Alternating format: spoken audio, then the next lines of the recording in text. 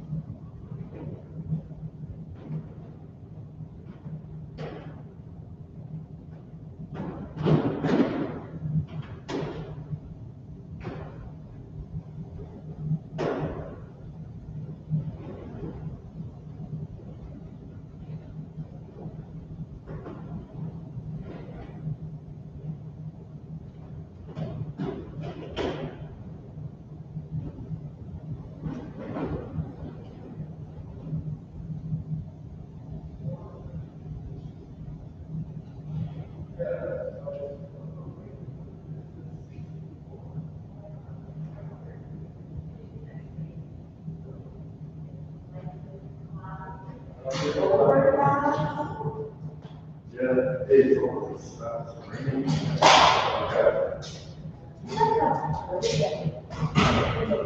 Yeah, last two, what is it? We got most of the day last week.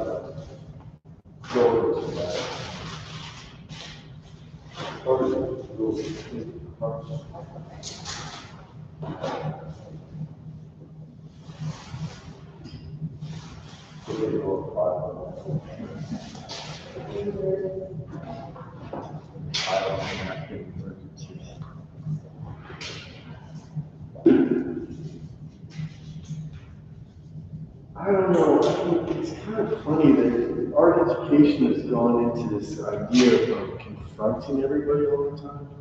And they think it's good because it's a challenging, really long, but as far as I'm concerned, you gotta challenge enough just to try to make something.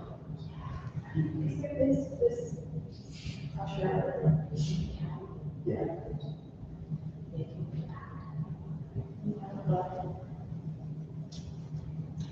I feel like, I mean, I don't want to just stick to one thing either. My partner has really was being like, you know, that refined, like traditional multi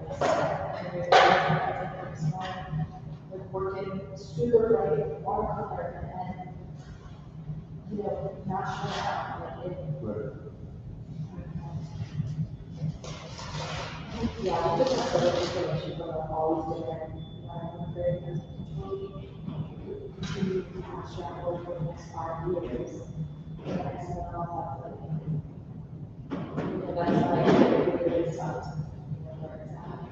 So, and then I mean, I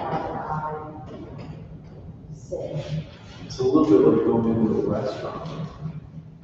But, you know, if you go to a restaurant, could somebody really justifiably say that one choice is better than the other? You know, so say you go and you get a steak or a seafood, is one gonna be better? No, it's just that if we're able to go over time, it falls a little bit into the try to really make it sound so, you know, so much about, oh, you have to be part of this now, or you're not really exploring, or you're not being open. No, no, this is nice, but it's just a story. Like, I just pick up all the time about my water. Because of the medium. It's true. I'm gonna do that first. I think it's much important. Like, it's like, It is. but it's seen as being, you know, preliminary sketch. It's just not crazy. Well, that's changed a lot, but I think there's still, it depends on what. Yeah, I think it because it became, you know, as such a craft medium, it just got like a connotation associated. I think a lot of people don't even know, what it's all about. They don't even understand the history of it, you know, the fact of, you know, its focus that was in the early 1800s. And the serious development. Yeah, it just doesn't. I think we're just in a very strange time of pronouncements. And then that's it. We both pronounce it. Well, I think that's some of the right music, right? Yeah. And then somehow the arts, the rest of the arts.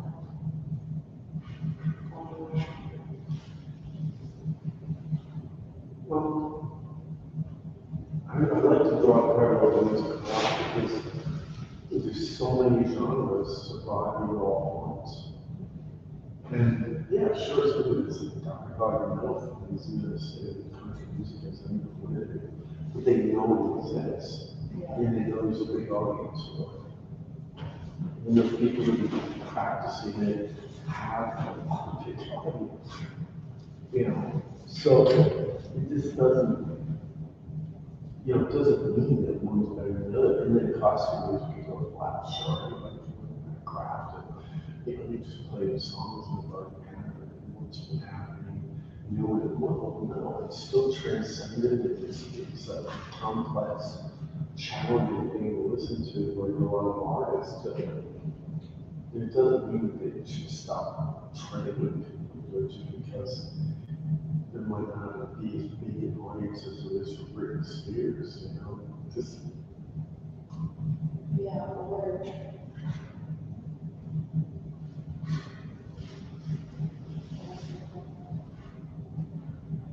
because that's kind of what they're saying. right, the world's talking. Yeah. It's just.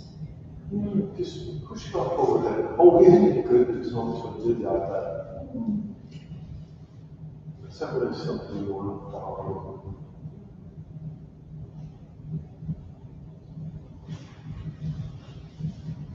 But it's also something that's like,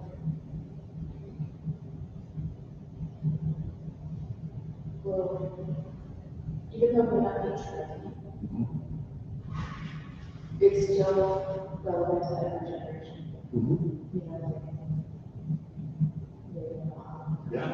Keep selling. Sure. Even after we pass. Yeah. You know, but it's good. Mm-hmm. You know, come back. Okay. There's a saxophonist that was in the Bruce Springsteen Street Band, and he died 5 years ago. Well, people talk about dying, they're saying, well, 200 years ago, you're bringing this thing up. What's his name? If I didn't say the Street Band, would you know who was talking about? If I said Bruce Springsteen, you know who I was talking about? Well, there you go. And that's a perfect example. And I think no matter what genre we're talking about, if you're talking about high level musicians, you actually really know what that is. The guys in this Clemens, and they're saying, you know, oh, we're talking about tweets. Didn't they talk about exactly that? But it is, I think it is one of those things that's like, in, 50 years, there are people who are going to be fed up with trends that they have and look back to the overlooked from our time. Yeah. But But this is David Roman what? That's my question. So if somebody doesn't put it on the cover of New Artist Anime or something, does that mean it's not valid? Well, no, it's just not valid. Those editors have to choose. You know, if they want to show like, Metro Pictures, they're going to show that Herschel Lab, what's the difference? I mean, it's a little weird.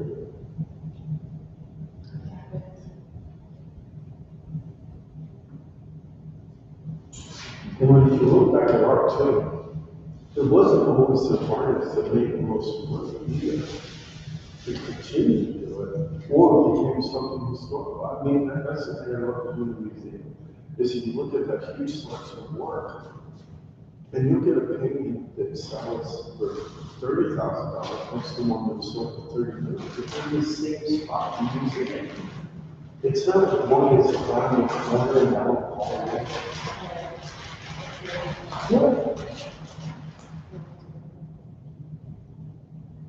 But they make it sound like it's either in existence or not in existence. Which is really self-serving. No, every museum wants to. Oh, this is the other thing about the other day. As much as this museum here likes to kind of say it's a national museum with stuff, getting viewed by New York and blah blah blah. What's its address? It's from the check. As far as I'm concerned, that's Philadelphia, okay? Every morning.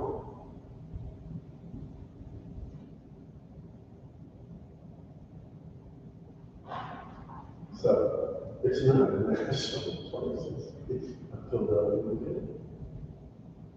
yeah,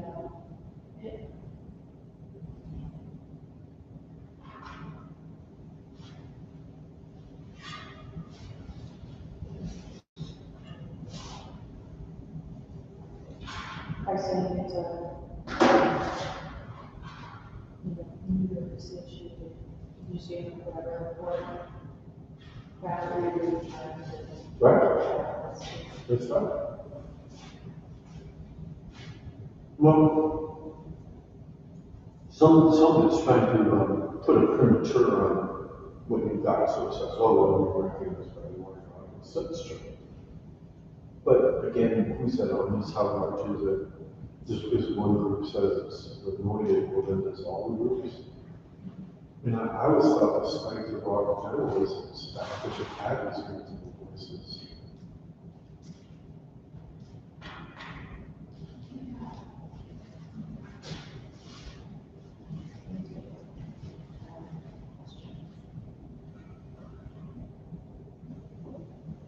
Yeah, because I think, really what it has to be is you being introduced to things. You having a visceral reaction. No one's going to know, even you're not going to know. And then really, when you're thinking about things where you're not trying to think about something, what comes into your head? When you go in your studio and you haven't been in it for a couple of days, what really lights you up? That's what's important.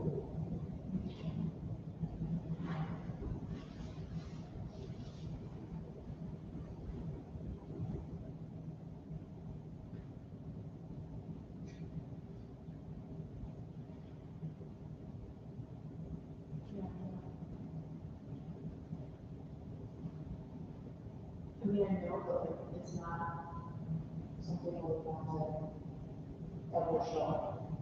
But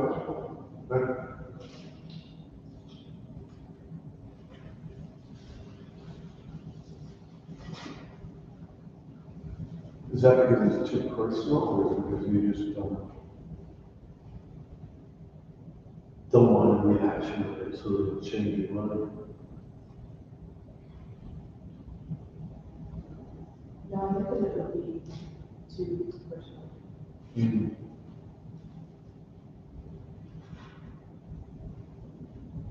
Yeah. I think I want to find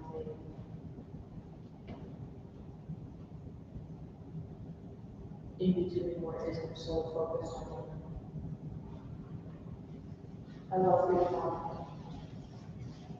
but that's like extreme, but you're totally, that slide she took off the motion. I don't ever want to see it on paper. For long. But I can take that and weave it into other works where it still is a emotional release, but not obvious. Exactly. Did any major art movement ever come along without a struggle? And sometimes the struggle is from within, kind of the way it is now. Also, if you look at someone like Andrew Wise, you can't get somebody that's been more revered and more maligned. You just can't. I mean, you just got both polarities. There's people, if you mention it, people get it just reaction. Idiot. Why did you mean? So angry. Why are you looking at that? And then others would be like, I don't look at it anymore. Well, you don't have to go to the museum or the secrets in the world. That other stuff, I just can't engage in. Because the public doesn't help us either, because they'll look at something like Mademoiselle de Lamour and say, I don't know how to. I mean, figures, I don't understand. I don't see it. But I can see why. That's really powerful. But they don't even know what it's about. They don't understand the internal struggles and it's. And how problematic it is now, it doesn't want to when you show it. How are you supposed to describe this thing as internal? Because if you know, let me know, because I was stumped. I was in a lecture. I was in a lecture, I'm thinking, because I was thinking about, my great epiphany was the fact that I found out that Christina's World and Jackson Pollock's major breakthrough painting were done in the same year. And I thought, wow, wouldn't this be fun to show the parallels? And then, Christina's World, Christy, she couldn't walk. So then I had to come up with that. I just couldn't because I didn't know how to say it. So, and I, in front of me where she couldn't walk. There's,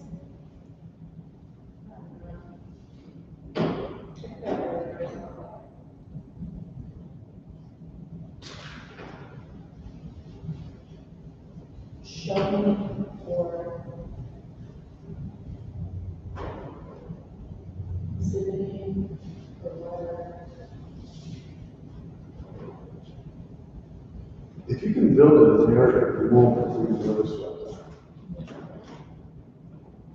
Build a narrative, cultivate the work to respond to that. And then keep going. There's also a good word.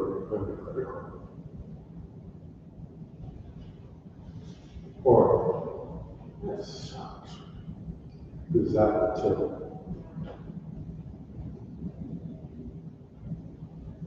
It's always coming together.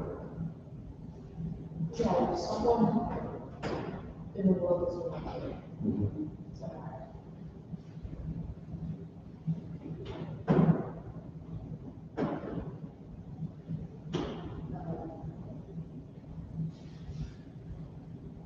I think there's a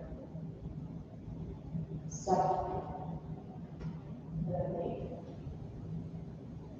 And then there's stuff That's right. That's true. Right. that he's going to care about it. He needs to do that. Well, that is the point of the private studio, is it doesn't have to be constant review. That's why it's still private. Other than that, long ago, they would have been, more open, a big room like this, and they're working. It's, the whole thing is just really disingenuous, because you're trying to create these things that you think have meaning and transcends just thought. And somebody else would engage in it, but then there's this apprehension about engaging. And then the people that are supposed to engage are fearful of engaging because they don't know really how to. It's supposed to be entertaining, it's not entertaining.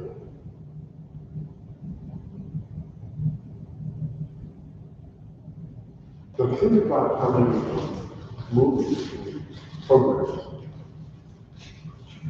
little visual novellas, whatever, that are out there, that are just pandering to every base instinct that people have. If you go on Showtime or something like that, do through all the different selections, most of them based on sexual violence, stereotypes, in some form of machismo. And the fact that most of the time good prevails and the evil gets punished. Really getting out. Is it really entertaining? Not really.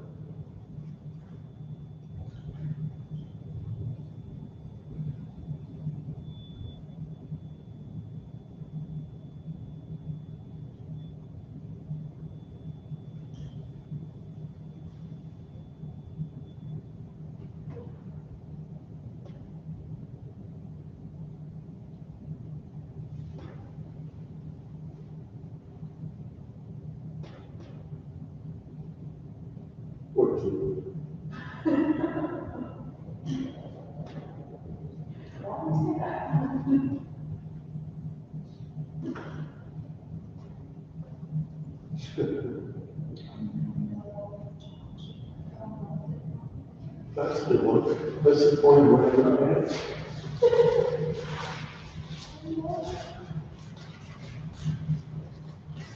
Yeah, we're very fond of the smile and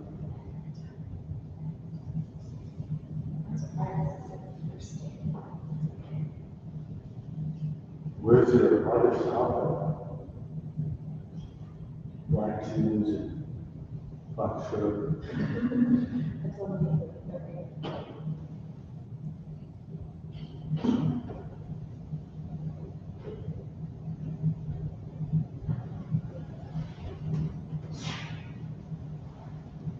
Or somebody is out there that looks like they got a problem.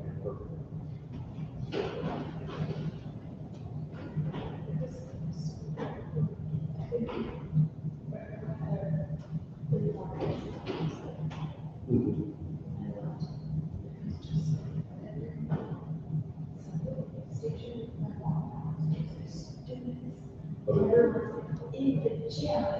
Oh, really? Yeah. Yeah, we used to have a building in Chestnut Street, with the King Chestnut, and had a big marble steps. And so you'd stand on those steps or sit on them one time just to watch, just kind of busy area. And when the factory came out, you know, I can tell you each one of the people was going to church. He was right because he was such a beautiful. Down to even hair. And nobody can be.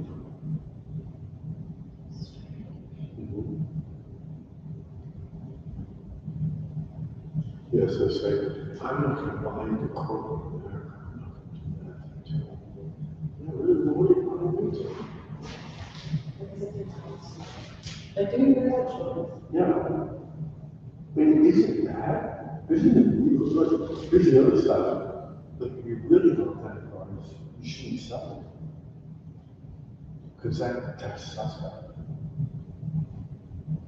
Oh, I just pay it. Of course you want to sell it.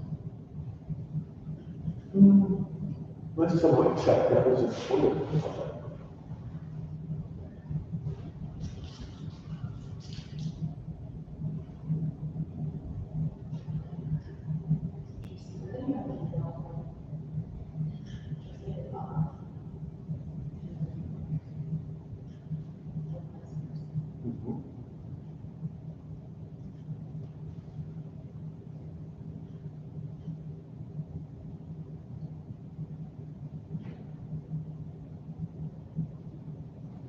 I find the same with the George Floyd trial, showed it's a little bit like what we were saying, that the victim becomes victimized again, but say that it happened to somebody before. But the other side is that they were able to keep the whole idea from being a big crime. And now all of a sudden, that's become an issue. And That's what I'm doing. that Yes. You can add, give someone a break to. standing in that or even, threaten or arrest someone who really was in a non-threatening position, because we're passing that bill is not even something that you should even hold someone for. That should be something written, like you got to show up in court to get you this. It doesn't. It's so strange. Yeah, I haven't been able to watch it. I think it's, Yeah, I just, I'll have a TV on and I'll be commercials for it. And it seems like a game show. Good. But next. Word. Word. Very super intense music. I'm just like, this isn't a game show. Word. This makes sense. Yeah.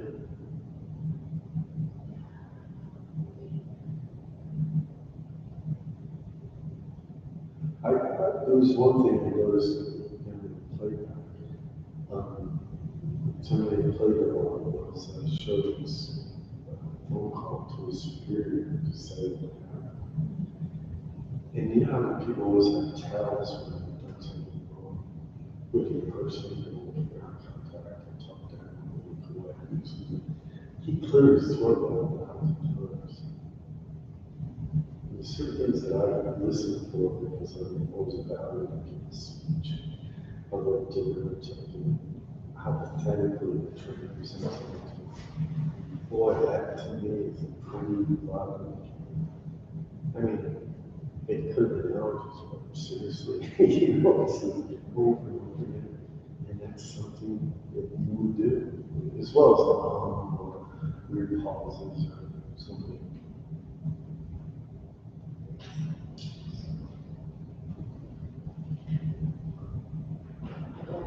I saw that there was the Savannah dispatcher, she's watching. And she will call the police on she called her supervisor. Oh, yeah. And she said, I just say something. Not only do you have what's going on physically on the street, but now you also have it on video from the office, and still you don't send other cops. Like, Right. you have people standing there watching, and then like Sean's whole excuse is like, well, you know, if we're even trying to encourage one person to grow Yeah. well, hello. Get tough about it. Yeah. Well, that's the second side of this. And we're all implicated in this one because it's like, how far are you willing to go to pursue something like that? You know, and when is that line drawn? You know, and those people have terrible guilt. You know, thinking that, well, maybe they shouldn't have done it for self-preservation. Maybe they should have just done it. And again, if it was somebody like me, I would have as much of a threat as somebody who was okay, straight. There's one almost how many of me who do that. You know, it's so, you know, because that's the way we ever police and police. Now, I challenge the police a lot, but I also defend them a lot. But I, you know, certainly people have privilege. It's from the background of how I speak, but it just, it becomes a problem. You're like, okay, why did this get to that point? Why was it happening? And that was in a weird, no man's land area, but it was right around the corner from the museum. It was nearby big shopping centers, what was out there. People passing, driving.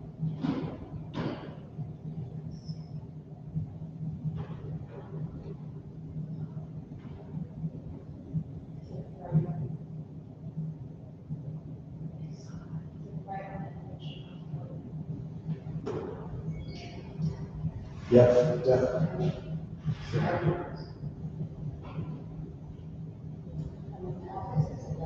5 minutes. It is now, yeah. Well, anyway, here's the bottom line is, I think, you know, it gets back to a lot of the conversation we had. If you're going to really think about this, then you have to treat your action. Because in some cases, too, you can be on the other side.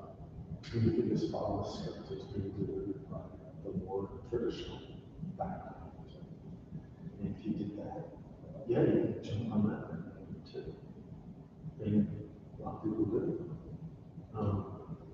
But then they'll disregard this other part. The hardest is to kind of take from whoever's delivering something and try to navigate that without being labeled.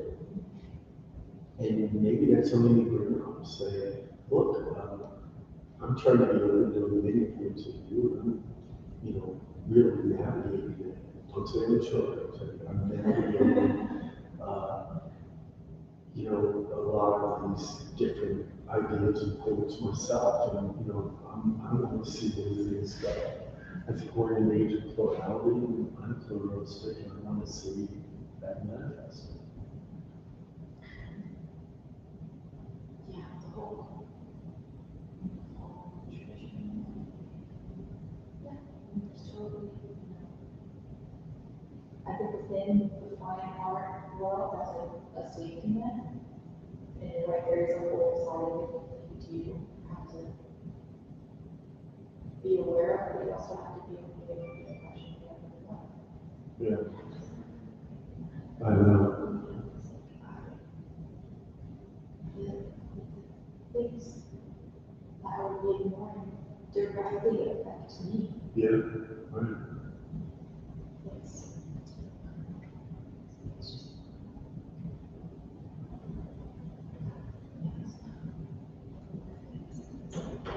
just,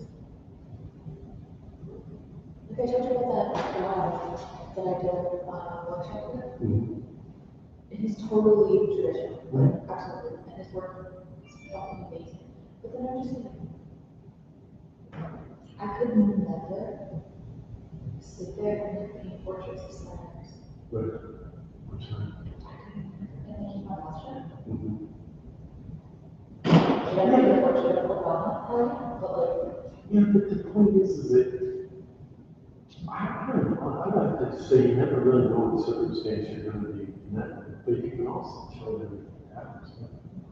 You can be traditional and be very revolutionary with it.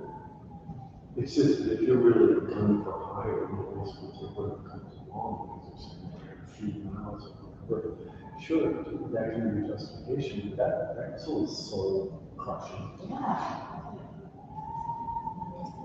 Purpose. Yeah, and so, and that does get into this idea of, well, then, why are you learning that craft? What's the value of it? But really, I think that, you know, I think someone's going to make some of these grand pronouncements. You should hold a feet to the fire and say, you know, how can you justify that statement? Where's it actually coming from? Was it me? You know, if I'm holding up an apple, I'm holding up an apple, which one's better? Yeah. And we are really in that state. And just because you want to say, hey, it's really cool to work with certain things, well, it's only cool because it might be semi-fresh. But there's nothing fresh in most of it. There isn't anything that comes from something. It's always going to come from something. And that's the point. That should be embraced. And they always love going to, you know, like, well, I like my house.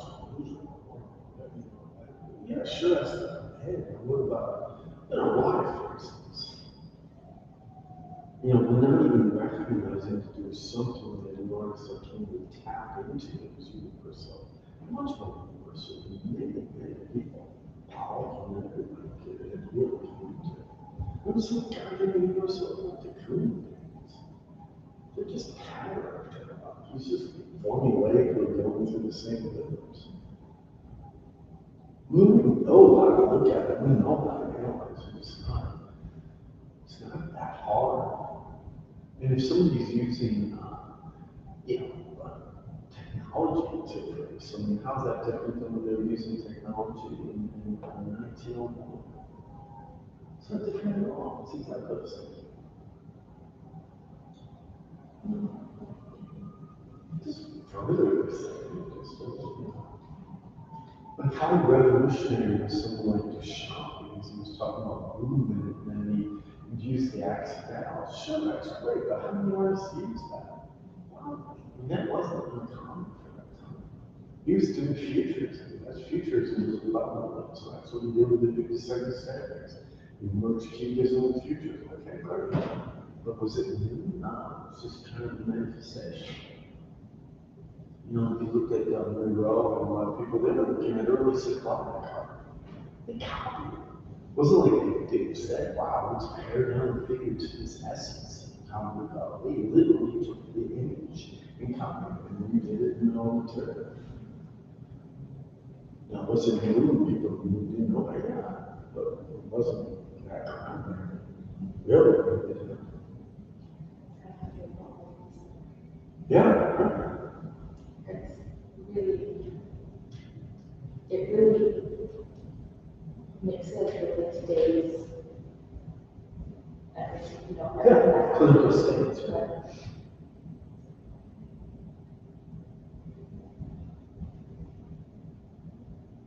Right.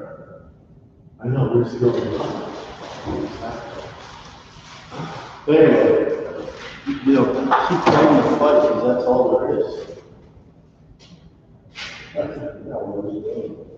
We're just sitting on Zoom meetings trying to talk about broader issues that we never get to. I went to watch the SAG Awards last night. You what? The SAG Awards? Oh, you did? Yeah, and it was on Zoom. It was Zoom on my television. I'm like, oh, On the I just television. turned it off. I couldn't do it. That's so weird. Thank you. Thank you. I'll see you soon. I don't know what I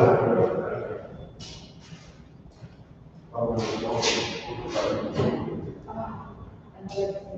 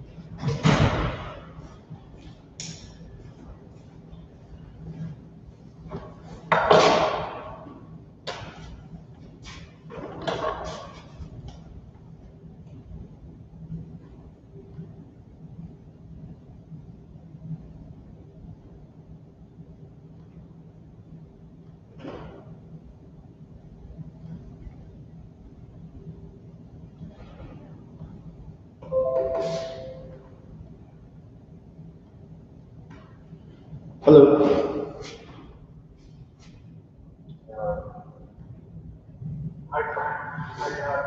Hi, Ron. How are you?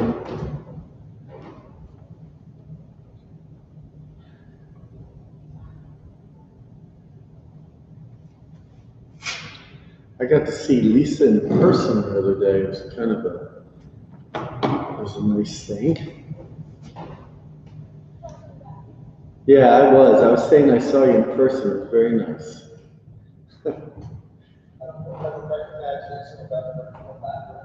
That's true. That's true.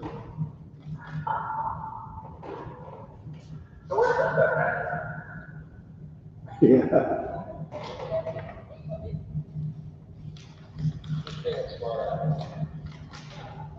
Ron has a very particular sense of humor.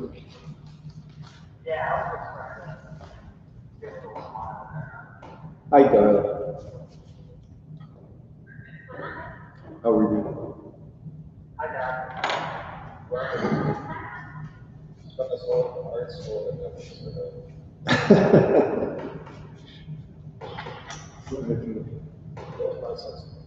There you go. Thanks for joining us, everyone.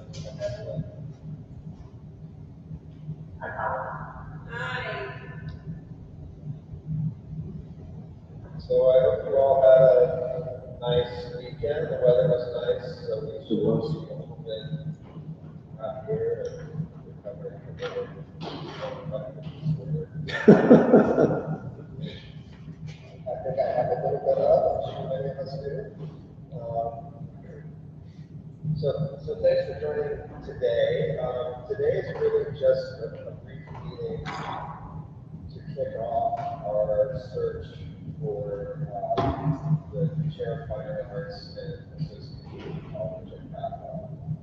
And before sharing applications with you, we wanted to just talk a bit about the search, priorities, and criteria that us all be thinking about as a group.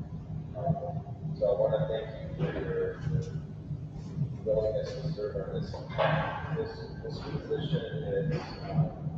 This is a significant position for Kappa. I think it's an opportunity for positive growth and change. I think anytime you have some change, there's difficulty that comes with that. Hard for the community and hard for a new person entering the community. I know that from myself when I started as chair of the MFA program 7 years ago, that it wasn't entirely easy to enter into the community as a chair. It's not always easy for faculty and staff who have been here a long time to sort of understand how we navigate new folks coming in to leadership positions. So at any rate, it's a big position, a big opportunity, and I think responsibility for all of us to really think about this position and what will work best with that. So we have about, I think about 17 applications right now.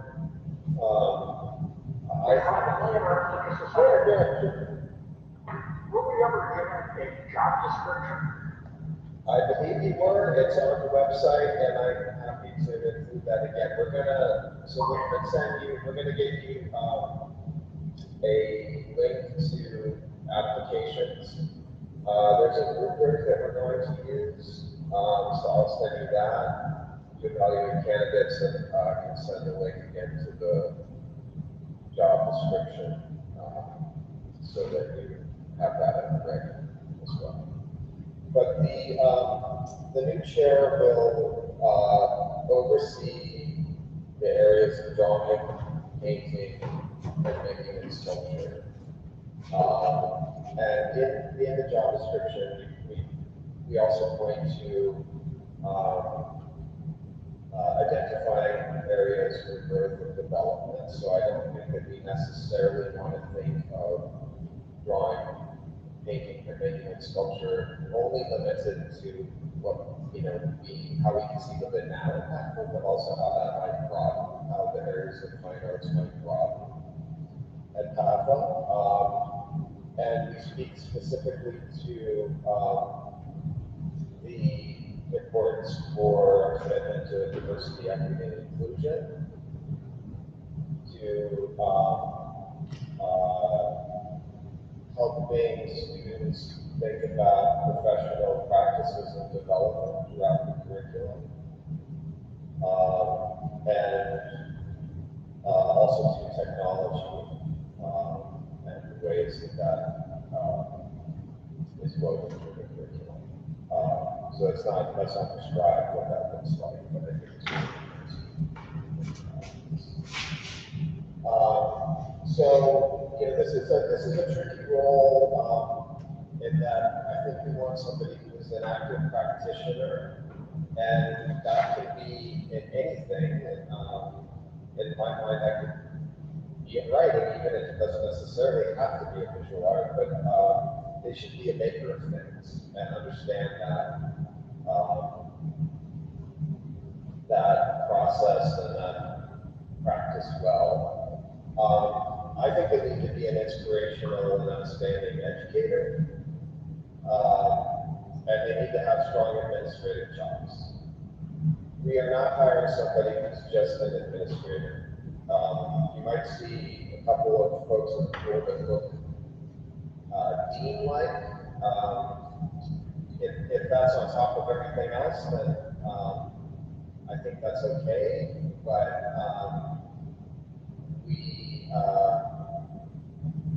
I think we're gonna fail at this if we don't have somebody who can inspire students in the classroom and help us think about our work on a curricular level in the classroom and connected with faculty.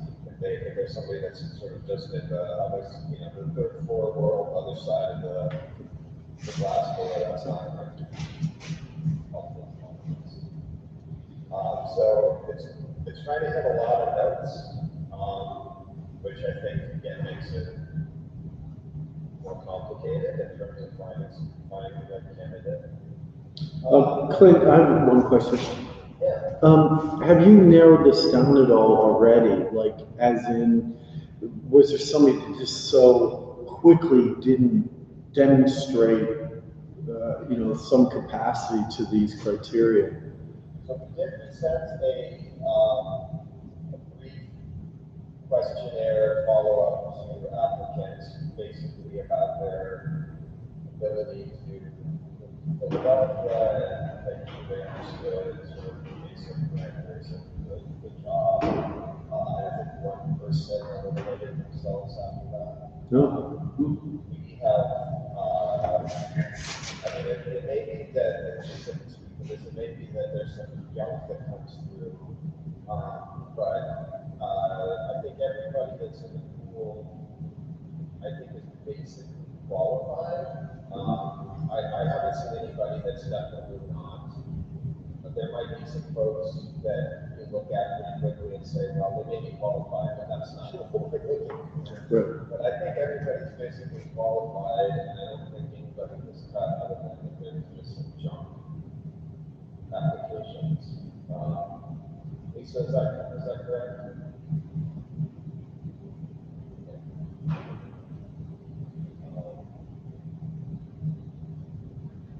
So again, I think it's 17 that we have right now for one person with your questionnaire. Is that about what you expected? Yeah, I think we've done it to share graduate programs, which is since I've been here, we've had around that number. The second time around. So, yeah, I mean, I think that we have a fairly quick turnaround here. I did a bit of outreach to advertise College Art Association as well. I think if we all get into this and feel like, well, we're not happy with the poll, we should talk about that. Yeah. But I didn't want to convene this group until I had a chance to see if people had a pool that seemed viable, and I think there's some good people. There's a couple of people I'm very excited about. Oh, good. Good. And then some other people that I think are strong candidates. So I think we have a pretty solid pool. Lisa, have you had a chance to review? Do you have any thoughts on the pool?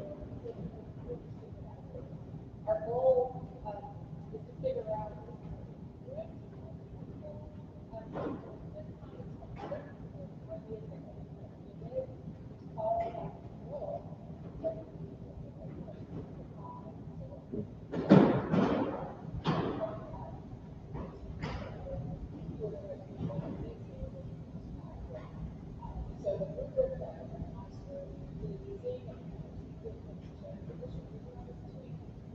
And I try to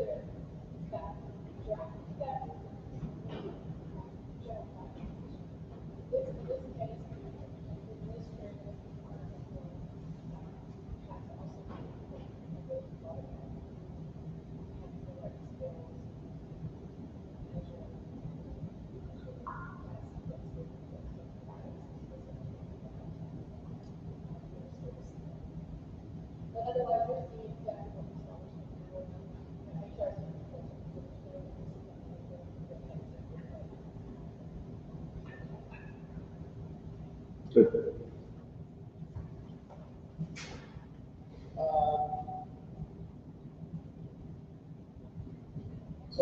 I think just maybe in addition to the other priorities that I mentioned, I think it's important that we, as part of this, think about somebody who can help expand how we think about art making and how we have 14 appointed faculty members in drawing, painting, sculpture, and printmaking. Depending on how you categorize people, because it's folks like Ron who are between printmaking and drawing, or John who are between sculpture and drawing. It's close to 10 folks in painting and drawing. So we're very strong in that area. We're such a small school, we actually have quite a number of printmakers and sculptors too, in different styles. We don't have, experimental video makers, photographers, sort of multimedia installation artists. Those are not part of our training.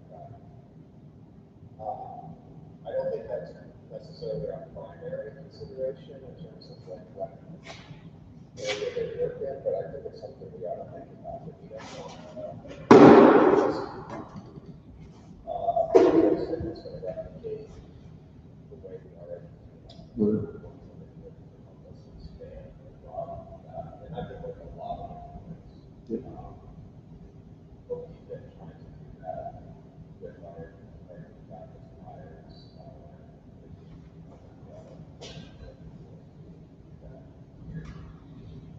Certainly, we want somebody who's collegial and is going to work well with it. So, yeah, the other thing so that I want to just have to keep in mind as we're doing this, we've been talking a lot about community, supporting the students, helping students feel that they have a sense of belonging. Our student population, it varies from year to year, but it's about 75% female and non-binary. It's very and about 35% non-white, sometimes up to 40%. So we have actually a fairly diverse student population. And like many art schools, a student population is heavily female. And as I said, long public collection of binary population.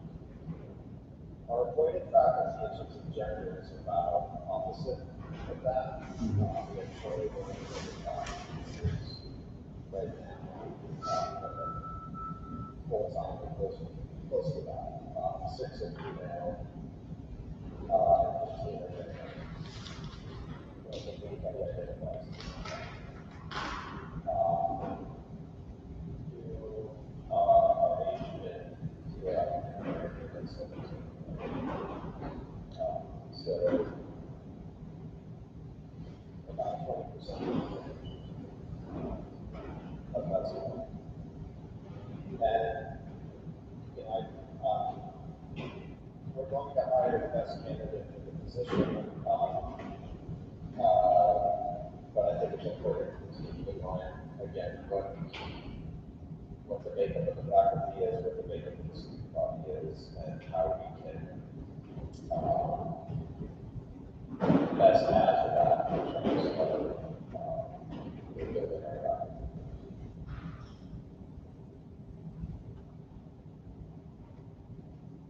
So I think those are the points that I wanted to make. Lisa, what do you have that add or augment what I laid out?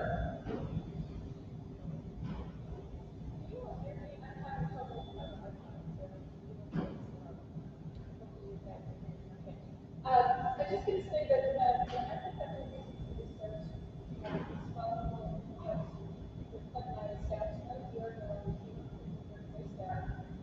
We did the research in the past for the administrative. We have the process that we're following in terms of the search for the person to be sure the questions about the authority. We get them done to the what we'll do is we're asking the application that this is kind of sort of what sort of teacher educator this individual that's part of the culture of the campus. As we said, we are seeking diversity. But that diversity shows in a lot of different ways, and I'm very clear. When I say diversity, I'm not talking just like diversity.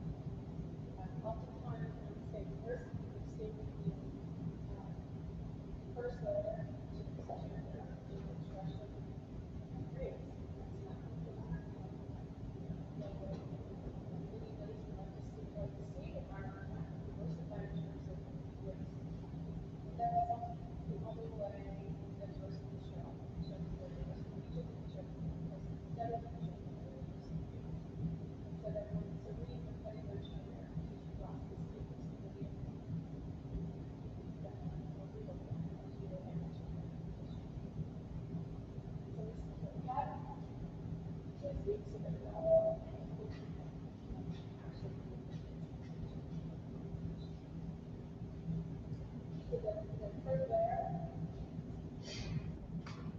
We're losing you, Lisa. You there?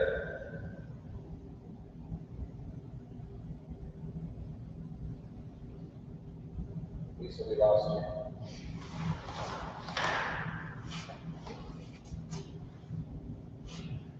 I think I might get bigger, bro.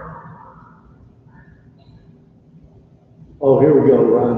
I think that, she supported what you were saying, Clint, and I think that's a very fair stance to take on this. And I think we're all understand very well, in this group in particular, what we're up against and what we've been working with so far. So, I think you two are very clearly laying it out. It's good. We lost you just at the end there, but I think we got most of what you said.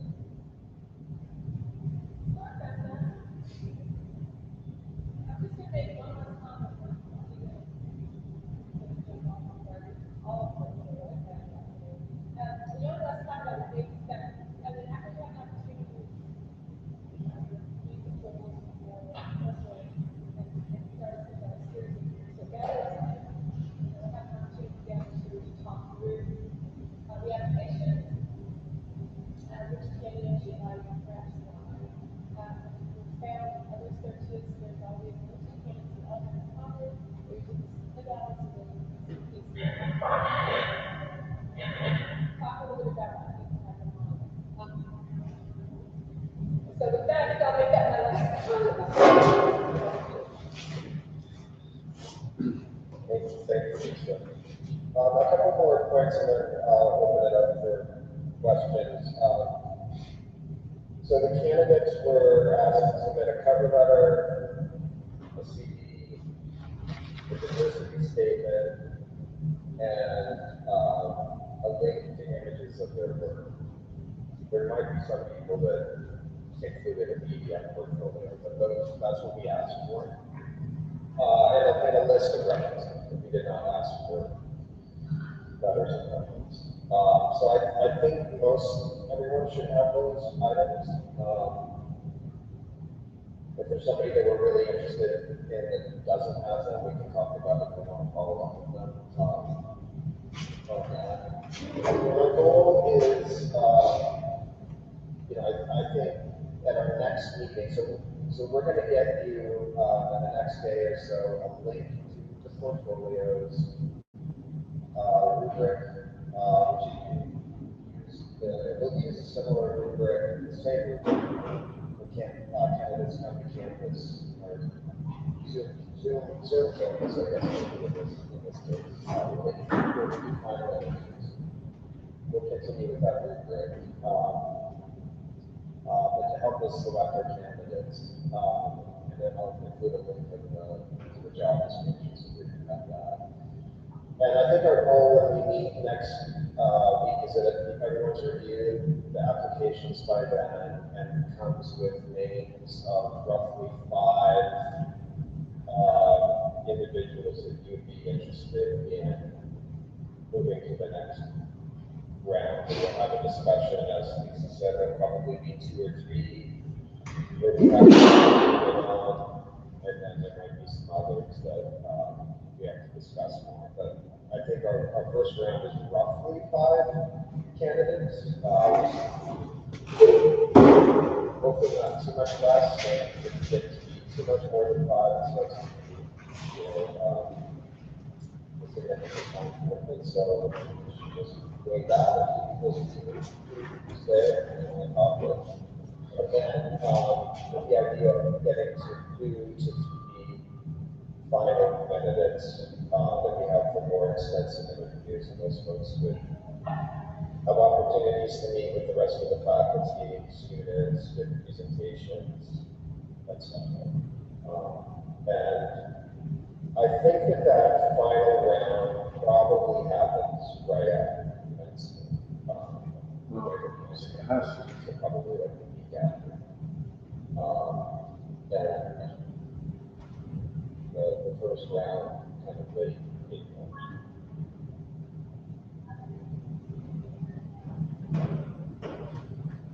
So do you have questions about the search and our goals? In my experience, when you write a job description, especially when your sign that job exists, you don't think of all the things that actually will happen there. So the job advertising is different from the job description. Right. I wonder if you could, as now that you also have read all these applicants, etc., you can reread your descriptions and then think of anything else that we should be aware of, that we should consider. Something else that has, that has come to mind recently after I published this, it happens all the time, that should be added, etc., that is not in detail, but I mean, that is like a major important thing to know. Yeah, thanks for that. I will look at it again, and I think that there are probably many things, and I'll try to see if there's any one big thing. I think I have to go back to the scope of this job, which is quite broad. A lot of it's going to be about finding the right person who's the right fit, and nobody's going to bring every single experience. Won't be an expert at everything, but how do we find a person that's going to be the closest to matching the needs? So I will take a look at that. Clint, the other thing too, this is such an important position and so important for the school going forward. This does seem like a very quick and tight time frame. So do you have some flexibility on the back end of it that it could push into summer? Because I think with Zoom and the way everybody is, I don't know if summer really matters anymore. As far as people not being around. Absolutely do. I think that my understanding is in terms of the pool, we got our applications in sort of by the end of March, on the 22nd is when we said we started reviewing, and I don't think that we've received more since then. So I think this is the pool that we'll get to unless we get into it in something that we're really not happy with. And the interviews could take as long as they need to take, and we certainly want to hire somebody, just hire somebody that's. Yeah. If we are to have this person start in, August, they'll all have, life commitments and things like that to be dealing with as well. So it will be a good turnaround, even if we were to make the hire by, end of May, it's a pretty good turnaround for somebody. It's true. But yeah, ultimately we have as much flexibility as we need.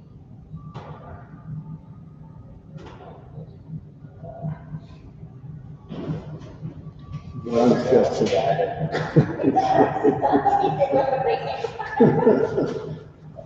The other thing that I Ron, can you hear us? Yes, I can.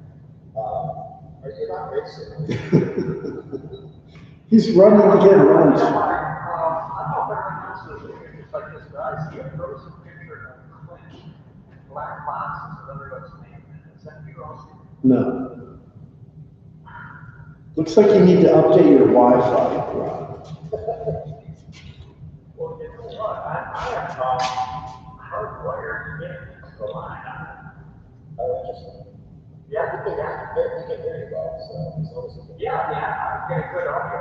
Okay, good. The one other thing that I wanted to emphasize, which neither Lisa or I mentioned, is the difference in confidentiality in the search. Almost everybody else, or almost every applicant has another job. They're not people coming to this role. I can't say there are many people. I guess there's maybe a couple of people I know personally, a little bit. You may know people either personally or just through the grapevine. It's really important that you not reach out to anybody and say, hey, anything about so and so. I mean, this is obvious, but I'm just stating it. You never know what can happen. And it's also, you're going to get always fellow faculty members asking you, what's going on with the search. My friend so-and-so applied, are they being considered, all this stuff. And it's just really important that speak about the search to everybody. And again, once we get to the final round, folks will be accessible and students, staff will have a chance to meet.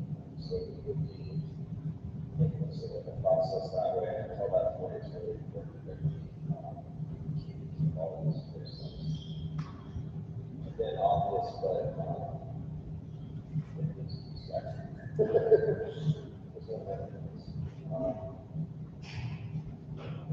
Yeah, other questions?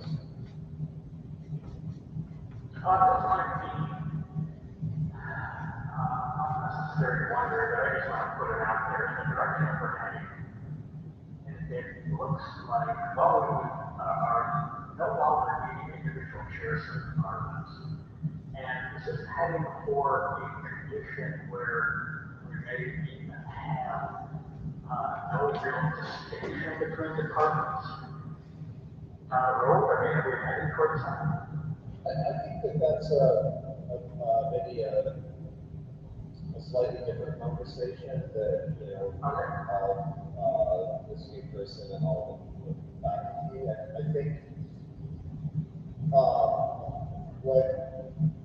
what I've heard from faculty and what makes sense to me given this tradition is that the ability to study deeply in a discipline, whether it's painting, drawing, or making sculpture, is important, and that we don't want to lose that or follow that down. I think that this sort of merging of the chair roles provides for more interdisciplinary opportunities that occur. And it does bring up the question of what is a department, I actually like to think about them more as programs, in a way. And so I don't see a dissolving of programs. I think the question of it, how does a department function and what does that mean? And is there advantages to thinking about distinct departments, or is that actually discipline? Is a question for us all to answer together. And again, I prefer the language of programs for now anyway. But I think that's a discussion that we should all have, but I see it as a little bit distinct from the search. And some of it's semantics, and some of it is organizational structure in terms of, for instance, how the making faculty, or how the faculty in all the areas communicate with the chair, do we decide we want to have departmental representatives or committees, or a sort of fine arts committee, with folks from different areas working together. So I think some of that is to be determined.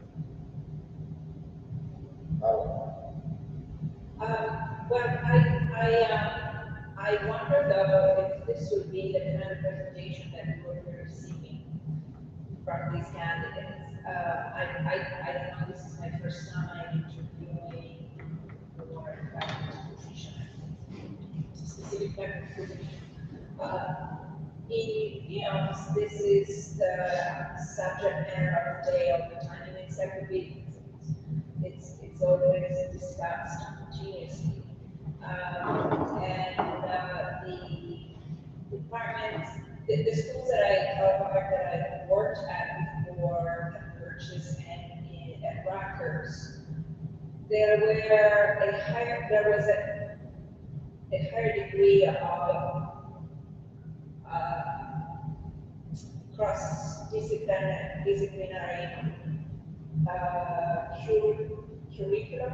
curricula, which I would see especially for students and how they came across to me and how they talked to me and what they were doing.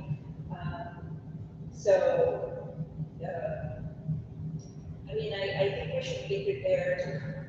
I would imagine that this is a little bit how they will, some of these applicants will talk about this. No, I think you're right. I think the cross-disciplinary curricula is something that we want. I see that as a little bit different than, again, I think the question of what is a department is, some of it's philosophical and some of it's logistics. For us, we have a print shop and we have a sculpture shop. As it is right now, we have what we call a painting and drawing department, but the faculty has a ton of overlap. And other than the fact that we have two chairs, in many ways, they're one department. You might disagree, I don't know, but there's so much they eat together. Yeah, I don't disagree. And I think there's more linkage than not in all of them, actually. Yeah.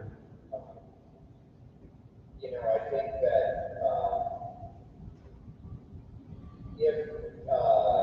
if you were to poll the current faculty in these areas, the 14 that I mentioned should be key. Individual departments should they be merged into one, I think you get the range of responses to that. Some being adamant about keeping departments, and maybe some being more open to it. To me, the important thing is the curricular overlap, and I think that we will get questions from candidates, and when we have candidates present, we will give them prompts on what we would like for them to present their vision. And their vision may be highly interdisciplinary, or it may be highly individual, focused disciplines. I think that that's part front of us, maybe it tells us something about the candidate. And, you know, what we may want to see. I don't think that personally, I don't think individual departments in those areas are doing us a great deal of good on an administrative level. Again, I think that where they do a lot of good is to allow students to study deeply in this. And I think we want to continue that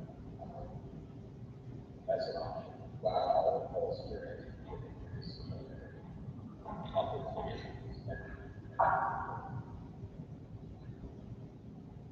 So will this person go undergrad, grad? They're going to be focused on the undergraduate, but they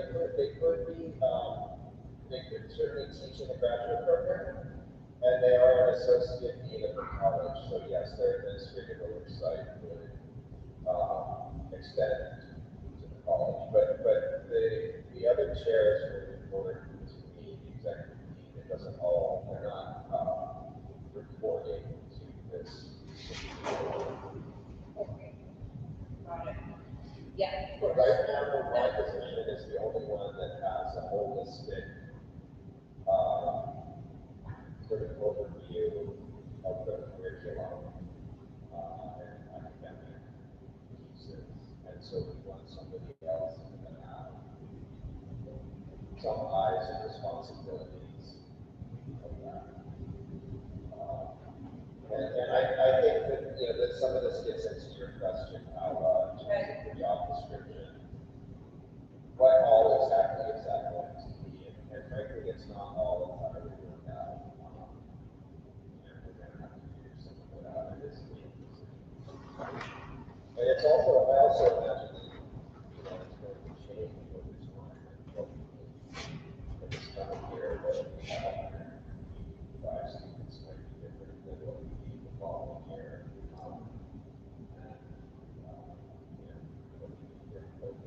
Different post-COVID. So I think we need somebody who's flexible on that.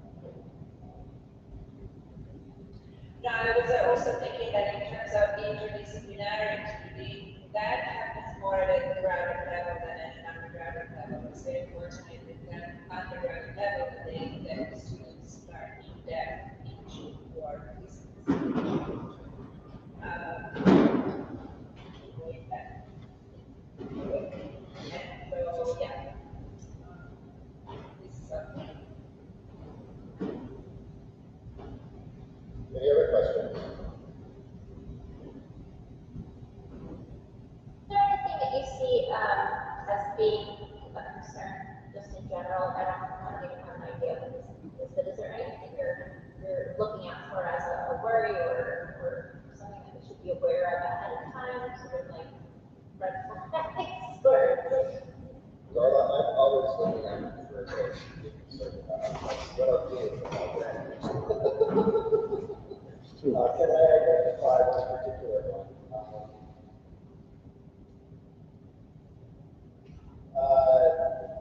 No, I mean, I think that we want to bring in somebody who's going to be successful. Sometimes, you know, I think one thing for us all to just recognize is that sometimes we all have a tendency to be biased towards what we know. And so if somebody looks like, oh, this looks like this looks like something I understand, you know, our university program to be, we might feel more comfortable with that. And I would urge us to try to not think that way. We don't want something that's so far out of left field that it's hard to imagine how it could possibly, this is pedagogical point of view, it's that it could possibly but I would just encourage everybody to be really open to new perspectives and things that would be different than what we have. And I would say that's what we want. We don't want what we have. We want something different. some of that might be reflected in the work, some of that might be reflected in somebody's diversity statement, some of it might be reflected in their cover letters. So it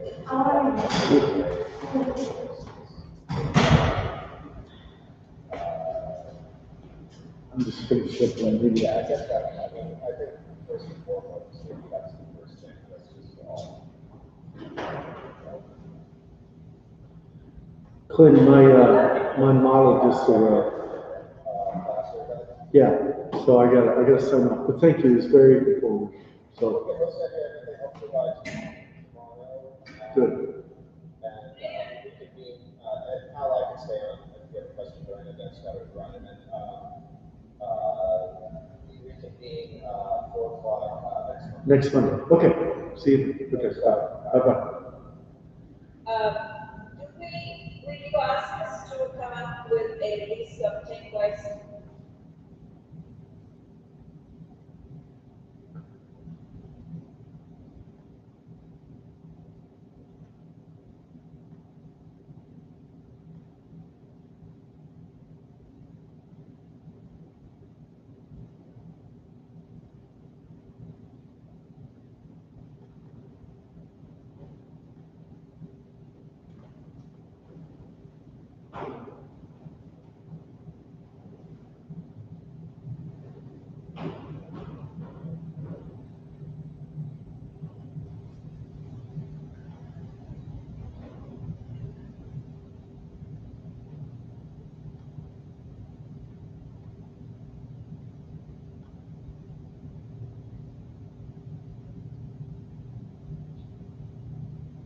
Hi Vanessa, how are you?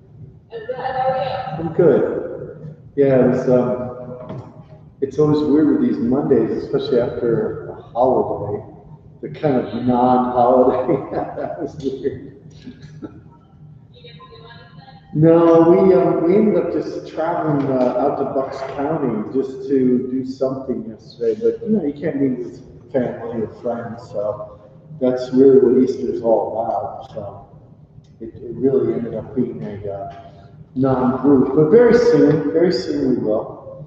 So, Yeah, I was lucky enough to see some of my family. Usually it used to be a Tuesday, but I have to like mainly off with my little cousins. oh, good. But no, it was good. Good.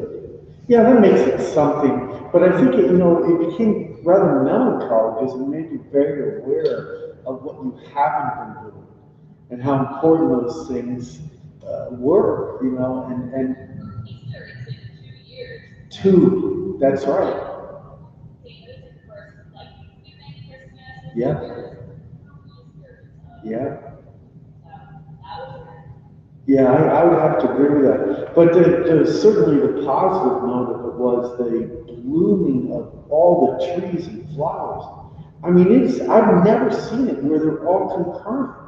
It's usually that things would, come out at different times. But I mean, everything, it's just this wild explosion. Yeah. All of a sudden, like, we're gonna have there's flowers, and yeah, all the trees are pink. Have you been down on Kelly Drive yet? Or are you driving tomorrow, right? Wednesday. Yeah, Wednesday. Oh, wait till you see it. It's unbelievable.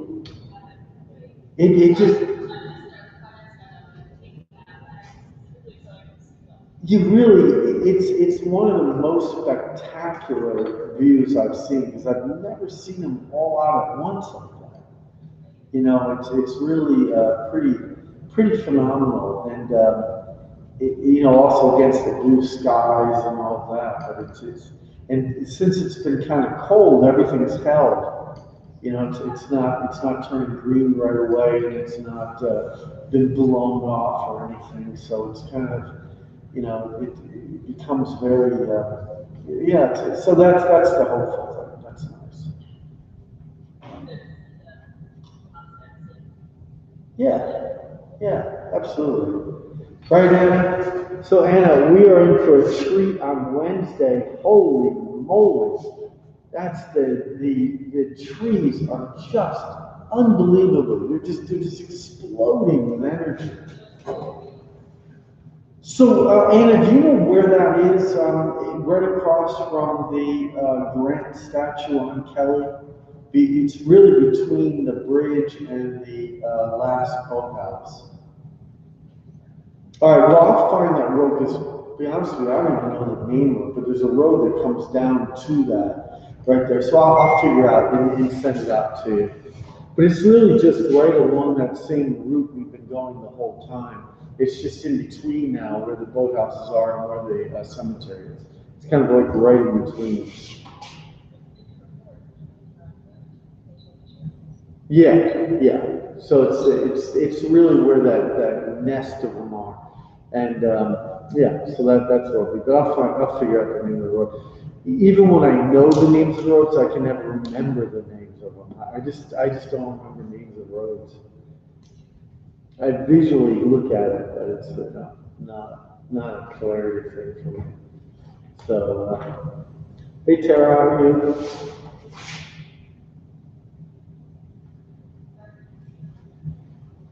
You did? Oh, you did? So, did you? Yeah, you worked on it a lot. That was good. Well, then I think you're in good shape, because now that can build on what we're doing in class. I think that was a good thing to do. But the important thing is to don't be stressed. There's I know. Oh, I'm sorry about that. Don't ever stress yourself. Art should, at its core, be enjoyable, even if there's a stress because of what you want the outcome to be. You know, you really want to think at the back of your mind that it's something enjoyable. And if it stops being, just put it off to the side a little bit.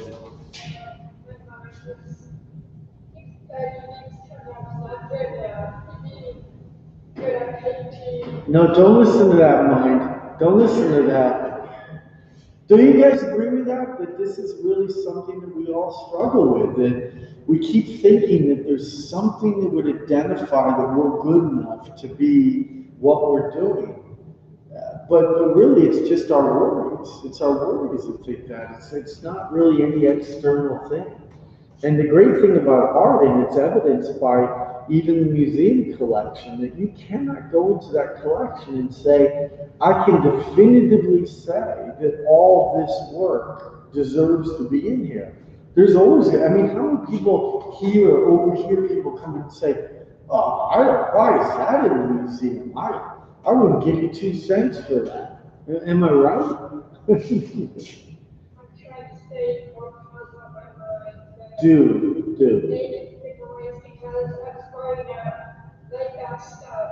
Right. It is hard. You can't just flip a switch and say, oh, I'm good now, everything's fine. No, but you can also feel, though, there's strengths in numbers. And so when we all get together and have this similar response and worry, then that's something we can feel better about, you know.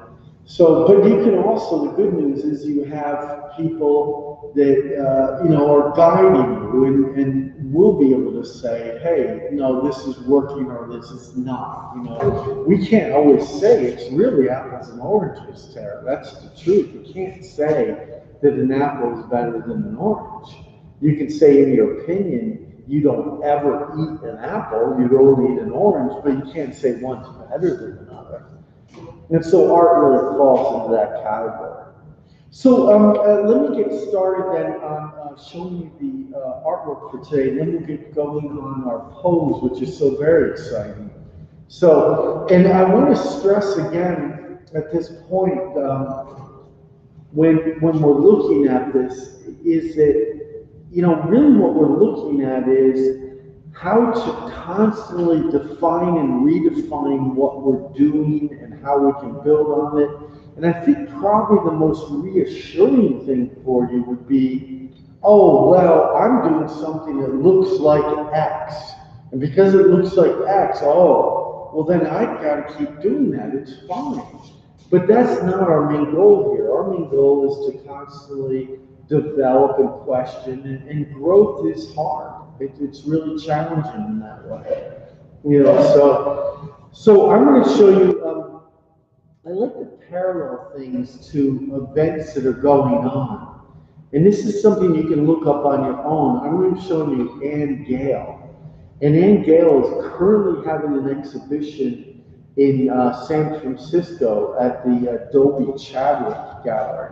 And so if you look that up online, you can see Ann's current work on there. And so I think that's always fun to relate these things. It's for you to say, well, I like that, but you can also say, oh, wow, this is an artist that's still working, and there's something that I can see currently, and they're struggling too, and getting these images. All right, so let me go to share, and then I'll get that up for you.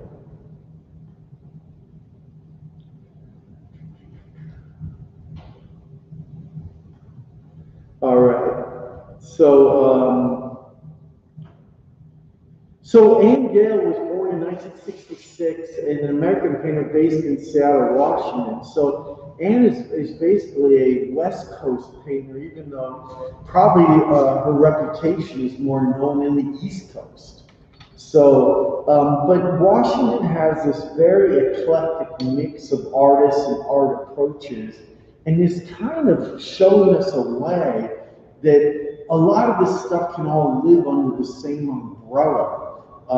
In that, you get multimedia performance, conceptual, as well as very traditional painting applications. And Ann is somebody that works from observation, but is got this very broken stroke. Now this image is a little pixelated, so you can see some more dots in it, but her work is actually very dot-oriented.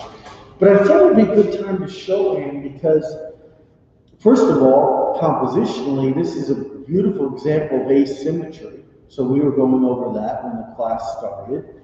Both with the model looking off to the side, but definitely being to the right side of center. And then also the way that this shadow and light are utilized. And I want to emphasize that again for today, that as we're developing the figure, you have to think about how light falls on a subject and how shadow, even though it's not going to be as dark as, say, the background is, or the deeper shadows or even the recesses of the furniture, it's still going to have that overall shadow feel to it and that overall light. Also with these legs cut back here.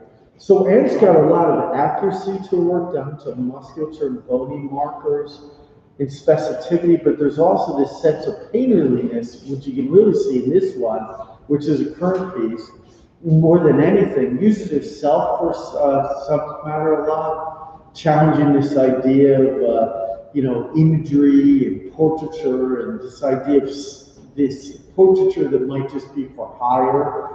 I was talking to somebody at lunch about this idea that they would love to do portraits, but they couldn't stand doing somebody that would be like a senator or a banker that they wouldn't even like to spend time with in the room. And so I think Ann uses herself as characters, but compositionally I want to point out this. Look at this use of that ground of the canvas, which arcs it, which echoes the arc, which echoes the arc, which gets the concentric forms in here. And then these little tick marks come along for observational device. So it's really coming out of this idea of locations. So as you're finding it, you're not just thinking about where does a form go, but it's where do we find things as we go. And this comes out of painters like Antonio Lopez Garcia, who's currently painting as well. Or you've got someone in the past, like Yoon Ugolo, which would do that for tracking out the device. It's a very popular concept, but I find very few people are willing to go through this struggle to get it. I think what's really interesting about this one is that use of the white. Look at how bold that is up there, probably a window or something. But the point is that it becomes then this opportunity to see the figure overall is darker, but then explore the coolness that's in the face. Also that sense of things being orbited, you know, that you've got this arcing, turning, developing, concentric points as it goes. So you kind of think of like Fauvism, you think of Impressionism, you think of Mark for its own sake, but then there's also this clear delineation, and then also that use of bright colors, like this kind of peachy color to the yellows that are in there, echoed around it. More of like what we see in our scene here, moving down to a line down. Look at how the figure compresses, the light falls, the light's coming from the background. This background is so chunky that it looks three-dimensional, but it's really just finding those different planes as it goes along there. And then the broken stroke, the unorthodox colors, which are kind of like these greens and almost army fatigue green, to this weird blanket that, you know, kind of becomes almost biblical in some ways, to the head being uncomfortably lying down on this very small pillow, the use of the white as it's going there, the angle overall of the figure, the pretty severe cropping, the light that comes from behind here. So we've got light to light against shadow, against light, shadow, light, cast shadow there. So there's a lot of form as it's going along. Here's another one that's self-portrait, and then also this very, very much like the couch we're dealing with.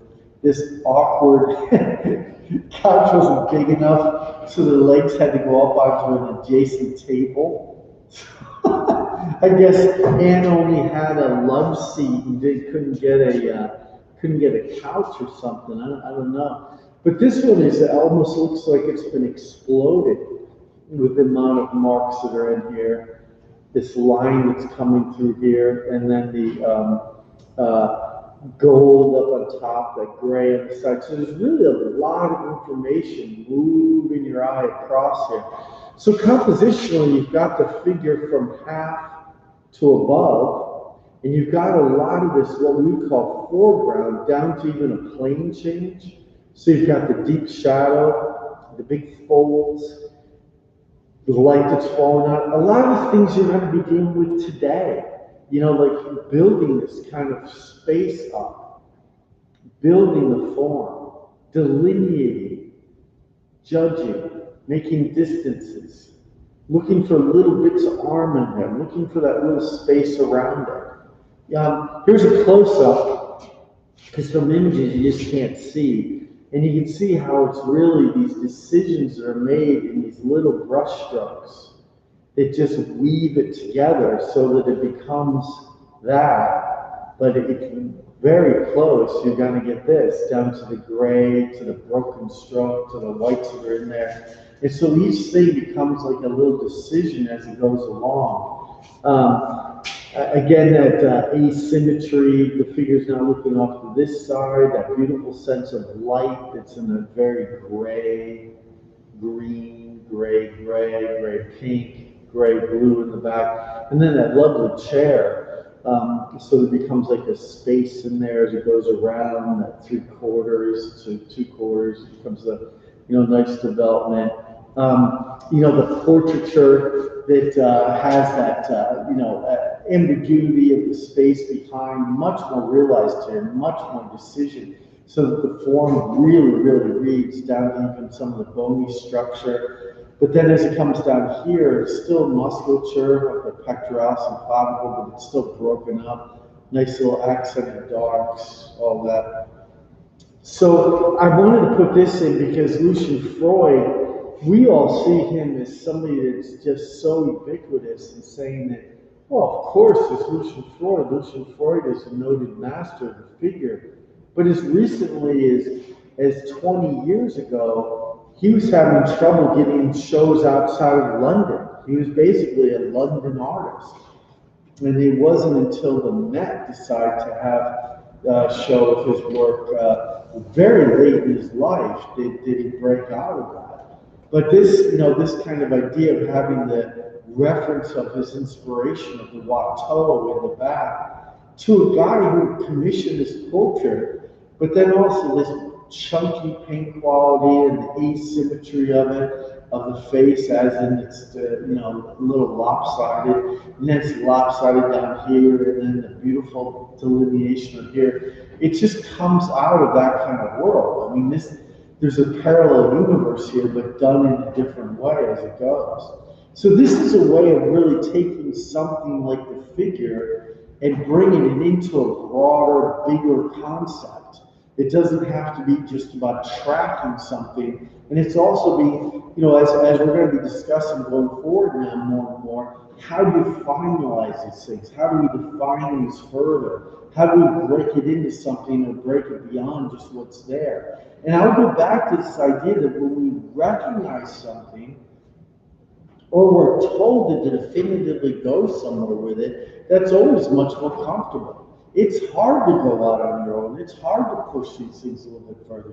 It's hard to try to find some of your voice, because you're not even sure what you definitively like now. Or what, like Kara was talking about earlier, this idea that is it even good enough? But the question back, of course, is who is the deciding voice on that? And is it going to be some mass out there of almost like this hysteria of saying that fashionably this is where it is right now, this is better? Another show you should look up as a parallel, so you're going to look up Anne Gale. All you have to do is Google her, Anne Gale, and everything comes up, and the Dolby Chadwick show will come up. But the other one to look up is the Alice Neal show that's at the Metropolitan Museum.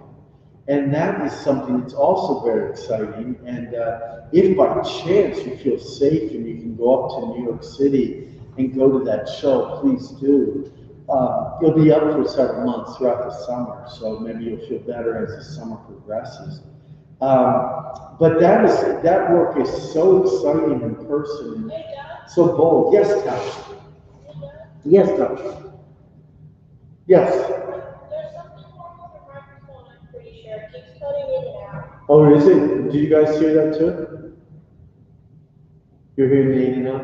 It's probably not my microphone, it's probably this internet. So, all right, well, I'll cut it short then, and we'll go on to working from the. I'm gonna use the microphone because it doesn't actually cut out, it just goes really low volume, and then it goes back to it.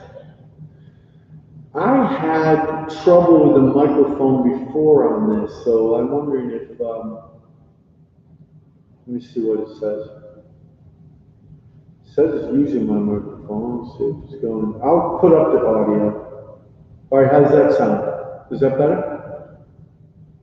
Is it better? Okay, good. Okay. Thank you, Tyler. Thank you for saying that. It's not good. Oh, I'm sorry. Yeah, it's this internet. It's I can't help it. Sorry. Yeah. It's Pafo's internet. I think what it is more people are on it now because it's a busy time. So anyway, okay, forget. No more talking. Then I'll just go on. Let's go look at the. Let's go back to the pose, and the mouse going to start in that center part, and think about the light, the shadow, and developing some of those areas better. Okay? All right, good. And I'll check in with you soon. Okay.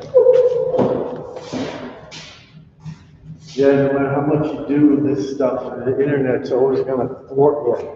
Oh, really? Just maybe something else? Yeah, it's very, I think when more people get on it is what happens. That makes sense. And it just becomes a little stressed, so. Yeah, I noticed a lot of your students Yeah, are coming back, so you got some competition. yeah, exactly. Yeah, the other day I couldn't even get the audio to work at all. Whoa. Yeah, and it wasn't anything that was, to do with my computer, because it's a brand new computer, so it just stopped working. So. We shall see. Yeah. So heater's there, good. You're good. I had to change the light. That light went out above it. Oh, no. Yeah. So I hope this will be somewhat similar. All right, let's see. Hop on up here. Hop on up.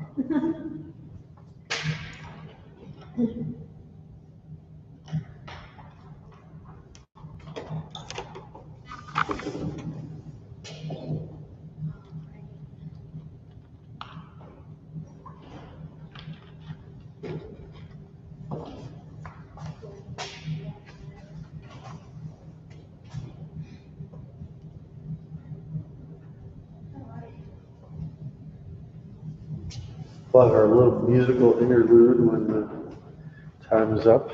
Oh, yeah, yeah, for a while.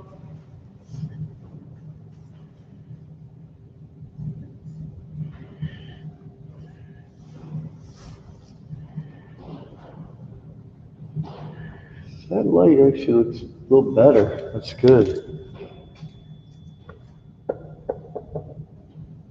That's pretty good. Let me adjust it a little bit. Pose looks good. Okay, cool.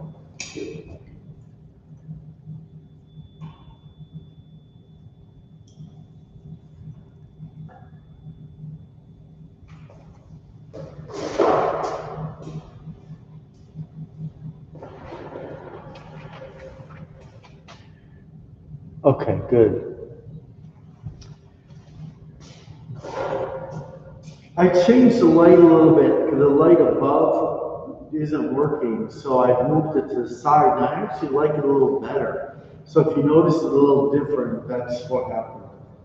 So we'll just have to bear with it.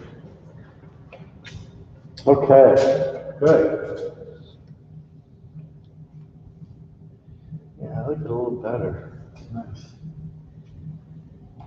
How was your weekend? It was a little strange because it was the holiday that wasn't. Right. So yeah, it was a little sad. You know, it was like another area that another thing we couldn't really do. But we ended up going out to Bucks County yesterday, which was nice,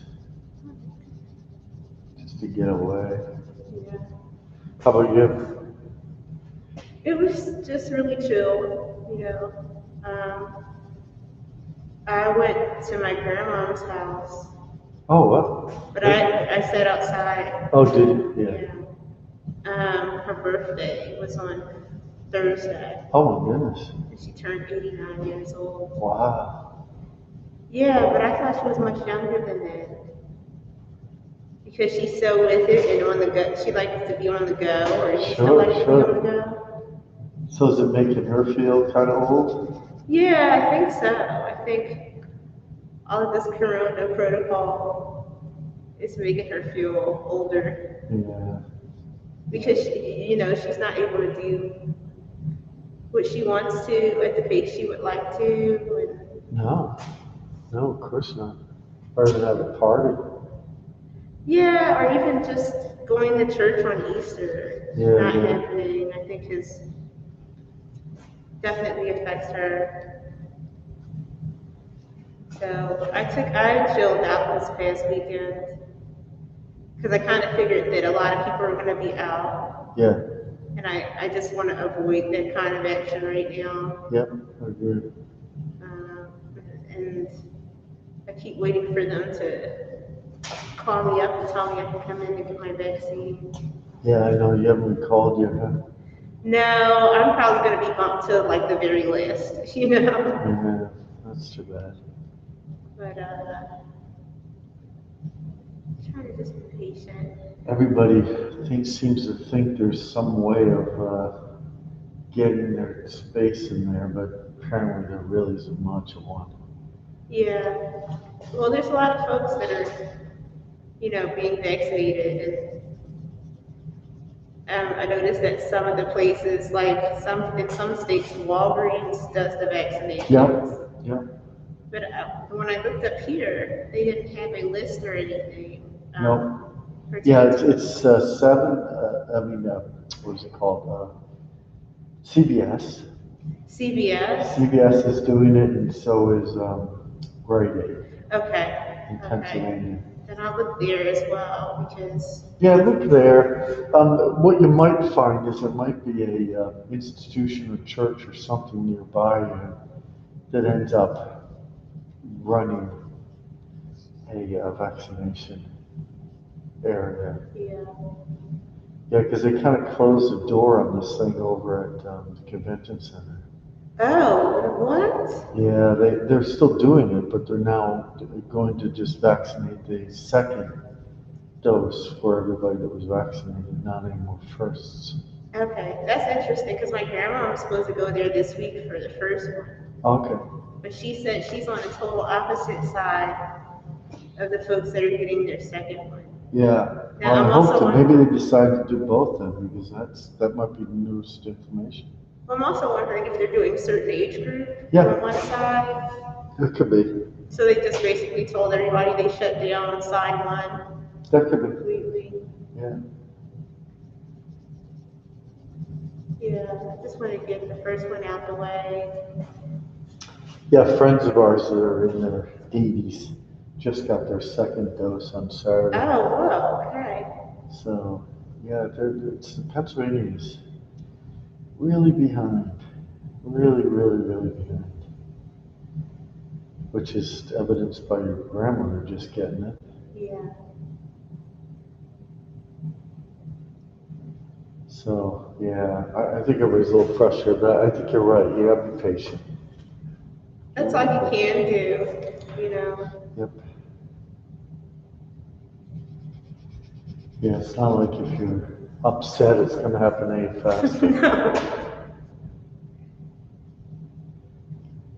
But I figured there's no better time to stay away from the crowds like now, you Not know. that way.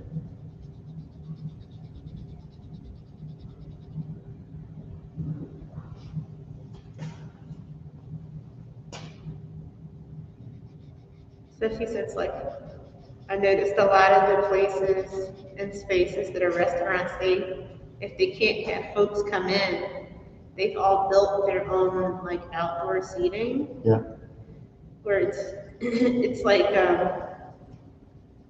it's almost like they took 2x4s yeah, from Home Depot and they just I went to know. work. Yeah, it's pretty rudimentary, that's for sure.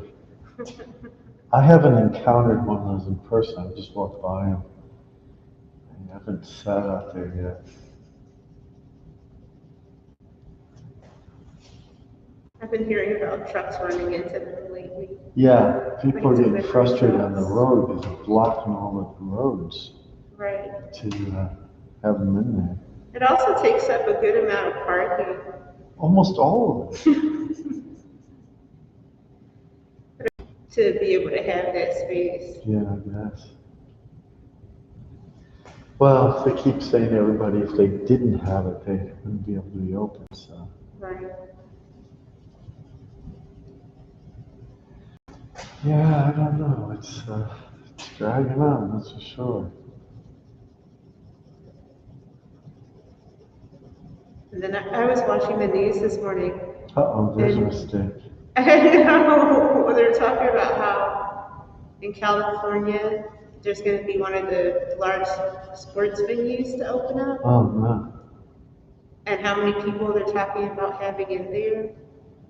But then, like within the same guest, they talked about this like double Nice. threat version of the virus that's Nice.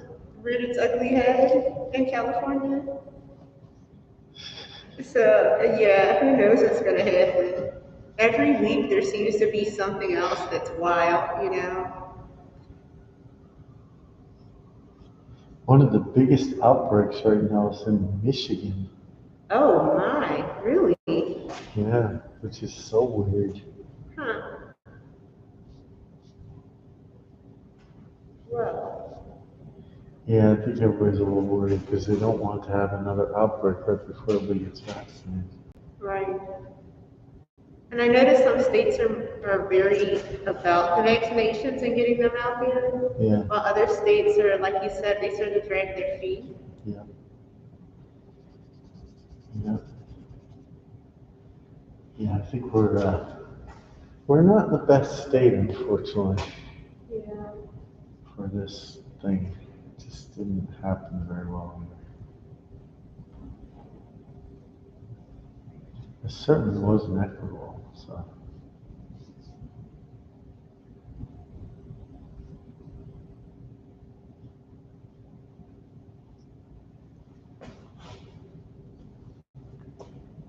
Yeah, I hope I think you'll probably hear pretty soon though.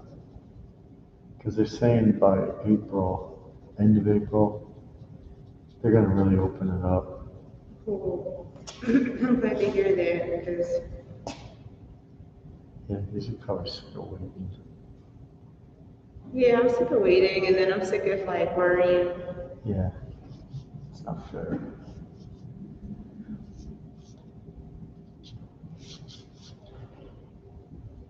Because when it comes down to it, you can totally have an influence over what it is you do. But I'm looking at these other folks around me that are Yeah, just doing whatever. You know? it's chaos.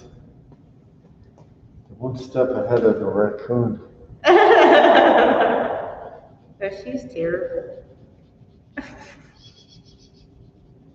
It's really acting up. Yeah, she's figured out how now to get on top of the toilet. Oh, nice.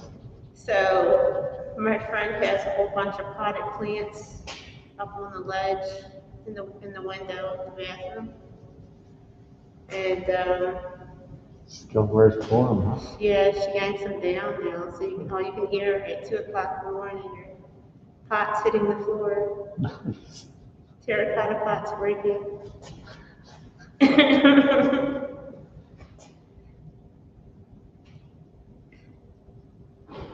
Her jumping in and out of the tub, and You're starting to find out what people don't have as pets. yeah, yeah. I mean, she's just doing what she probably would instinctually do out in nature. Sure. But I've just learned how to just sort of keep my mouth shut about Sure. it, and just make sure that that stuff doesn't happen to me. Because I feel like folks sometimes have to learn on their own. Yep. You know, Yeah, I agree. so What are you gonna say? I told you so. yeah, no. See, what I do is like I think in the last class I modeled for, one of the students said or asked me, "Does the raccoon bite?" And I said, "Not me. Right. She doesn't bite me, Yeah. but she'd spit him several times." Yeah. There's just certain things I just don't allow for with animals. Yeah. Like I'm big on discipline. That doesn't mean like smacking the animal around or abusing it, but that means using certain tones with it Of course. when it potentially is trying to bite your toes or trying to bite you or cause harm. Yeah. So, or trying to bite me. He just lets everything happen. It's almost like he pretends like she's his baby. Yeah. That can be tricky.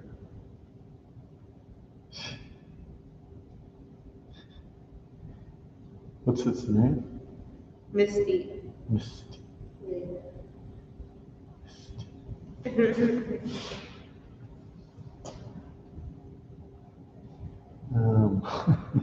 Broken pots. That's too funny. And she always finds the plants that take the longest to grow. Of course.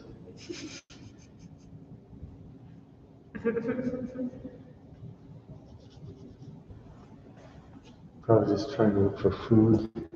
Yeah, that's what I think she's doing. I think there's certain kinds of nutrients that she can find in the dirt and insects Oh, yeah, right. that she's just not going to get from him or from inside the house, you know. That's a good point. She likes to eat slugs. Sure. Yeah, High so. protein. Yeah, but we'll see. I'm planning on staying there for a little while, and then I'm probably going to get my own space because, Sounds a little chaotic. yeah, I've had too much action with animals. Yeah. And I'd like to be able to go to my own space and just be without little teeth or little hands or pots crashing to the ground. Two in the moment.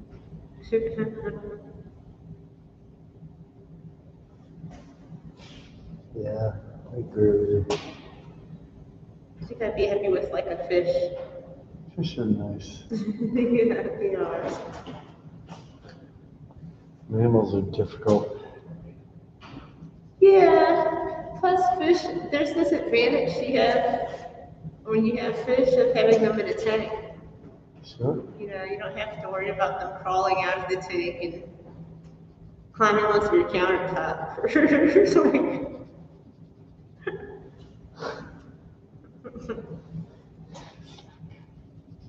I mean, my friend, he's so chill as far as animals go that there's two cats from the across the way neighbor's yard, and those cats now come to my friend's backyard on a regular to hang out there.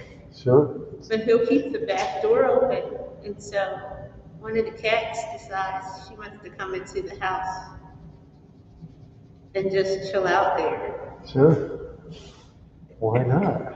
But then she got so comfortable that she started to realize, I think she realized that there was a raccoon, there's some other creature in the house, because she could smell it. And so she tried to go up the steps to see what that smell was about more than a couple of times. We've had to put, like, he has these large paintings. So we've had to put paintings as, like, up as a blockade Nice. to keep her, yeah, I know, to keep her from. There's no use for art. Scott's got a lot of big paintings. Maybe you can borrow some of his. You should ask him.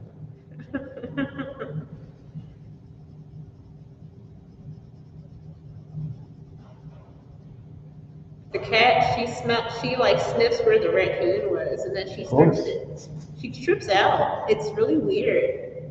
It's as if you had sprinkled catnip here Wow. in this space. And her eyes get really, like her pupils get dilated.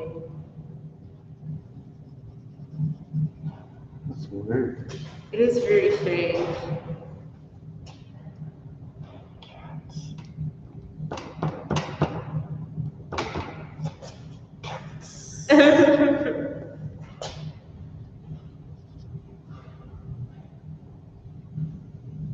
Yeah, he was just a fish. Just a fish and some plants.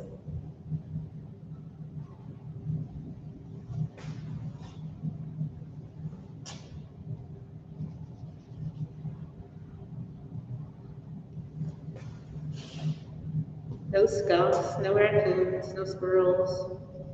They're next.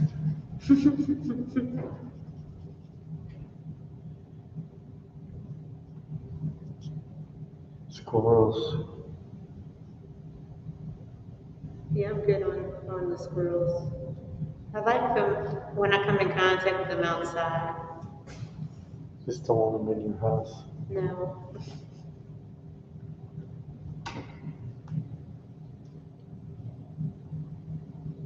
Yeah, I think that's a good point. You don't need them in the house. Right, we can hang out in the backyard together. Yeah.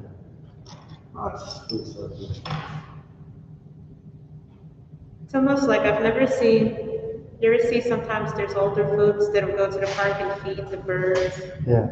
I've never seen them try to take any of the birds home. Nope. They just come back every day and visit them in the same place. So, you don't need to live at your house.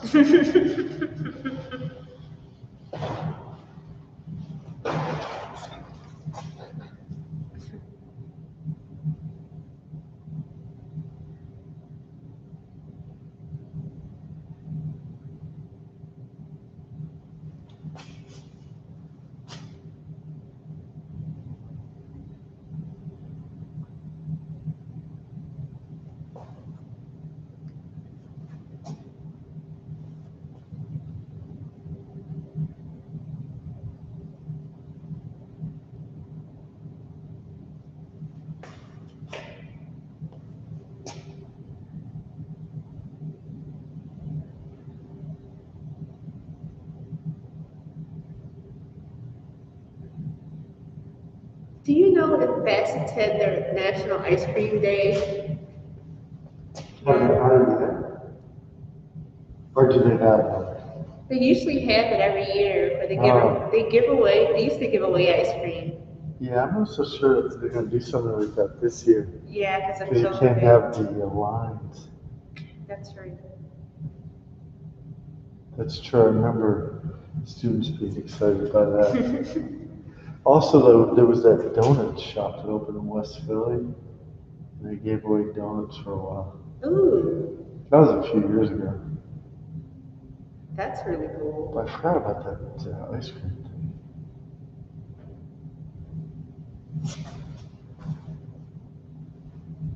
Isn't every day free ice cream day? You should ask. No, that.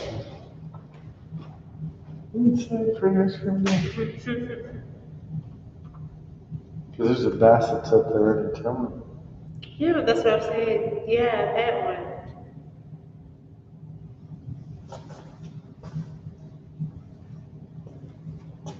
I don't know. You're gonna start a trend. It's not a bad trend, though. Free ice cream day?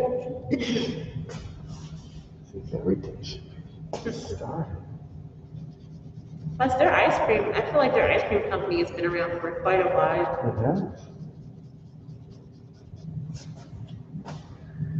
It certainly has. I feel like there used to be Bassett's and Briars. Yeah.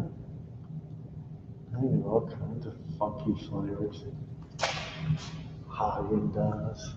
Yeah. But I remember Philadelphia or Pennsylvania having more local ice cream makers than they seem to now. Yeah, I think some of the locals get bought. Okay. Get rid of the competition that way.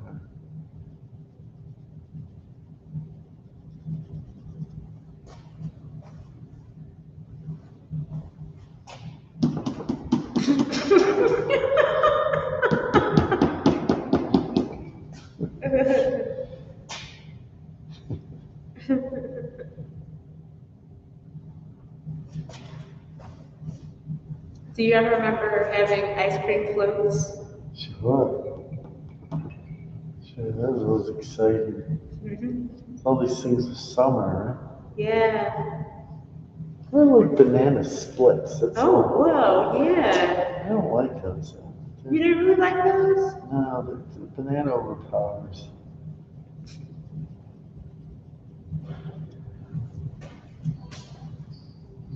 That's time. Banana overpowers. It does overpower. But I'm a bit fuss budgie when it comes to food. So anybody will tell you that.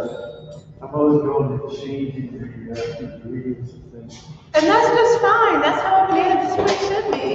I can't help it. So, Vanessa, I don't know, am I breaking up again? Can you hear me? Okay. I think it really is it's so weird. I thought my computer was really on the fritz last week, and then I brought it to my studio and everything was fine. There's something about this internet here that really is kind of screwy. So yeah, let's see what we got. Oh, that looks good. Yeah, it's starting to get some color. That's exciting. So I think right at the same point, what you want to do is get the color of the blanket that the lying down figure's on, and then some of what the sand would be, so you can start to relate those colors. And then the standing figure in front, let's think of that figure as being overall a little bit more in shadow, so that that can really stay in front of everything. You know, the thing I always think about when I'm down on the beach is how contrasty everything is. You know, not only is the sun so strong, but you also have all that reflection off the sand. But it's a fun time when you, also a little scary too when you start blocking in the color, isn't it? Yeah, a little bit, but I blended them a little too much, like it's looking a little. No, I don't think so. Don't worry. Just, you know, the important thing is just color on there. You know, it was probably because I showed you that Ann Gale, because nothing is blended there. So then in contrast, it seems like, you know, if you put two pieces of paint together, oh my God, you're blending it. You know? So It was never like that. It was always more put it down one way. But for some reason, I started like blending them together. I was like, what am I doing? what am I doing? Well, you know what you could do is you could always say that you were taken over by a momentary impulse. Yes. You know? And just say, just run it from there. I don't know. I just felt it should be that way. That can be. Sorry. This art, like, I know, like, on this YouTube, like, it's hanging off. Sure. This is a flat surface. Like, I feel like it doesn't make sense. No, it doesn't. And it would bend this way.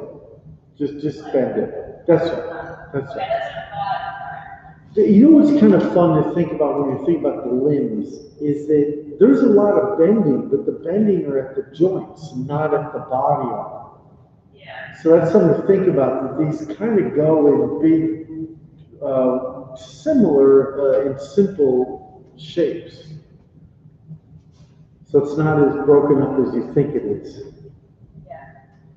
All right, good, Vanessa. Big start. Very nice. Hey, Claire, do you want to go next? How's it going? Good.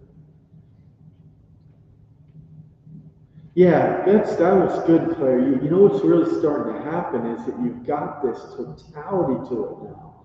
That even though both of those figures that are on either side of your main focus aren't in yet, you really have this sense of light read, color around it. And I do think the light and shadow is helping you today. I think that difference in light that I've got is because I've been following it on the drawing I'm doing. It really is creating this beautiful raking light coming across it. So good, excellent.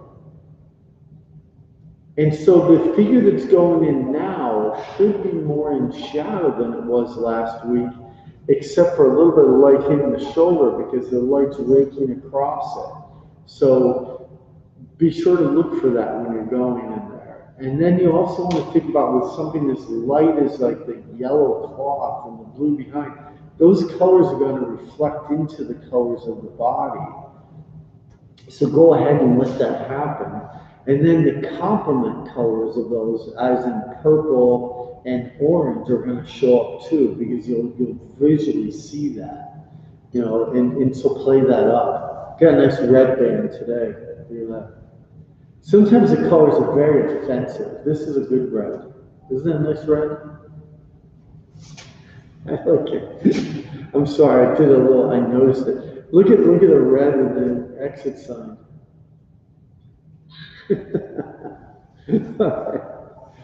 All right, I'll see you in a little bit. Thank you. Okay, bye. All right, Anna. Anna with the great light. No matter what you have great light in there. Oh yeah, that's something cool. That really has space in it. Yeah, that's really come together. Yeah, if you want to make this figure either a little bit bigger or make it bigger. I agree. She's like the central character, so like her dreamscape kind of. I like that idea because it's so odd that why would there be a couch with this big blanket on it amongst this kind of ruin of a building? But I do like that. I think there's this significant surreal aspect to it, which is really compelling. And I like the color of the sky and the value of it, and I like the values around it. The only thing is that you might want to start getting a little more blue into parts of those wallscapes in the back, and a little more yellow and orange into the sky, so it becomes a little bit more of this, you know, equanimity between them. What's this thing on the far, left? Yeah, what's it? I was just going to make a little wall in front. Okay, so that way your eye steps in. Yeah. Yeah, I think picture this orange and underpainting, and then just kind of totally go over it. Okay, I'm with you on that. I think that's great. Well, actually, I wouldn't say totally. I think you're going to be able to build on top. and leave a lot of that, because that orange can be actually quite nice. And remember, most of the colors you're putting on now are being keyed to that orange.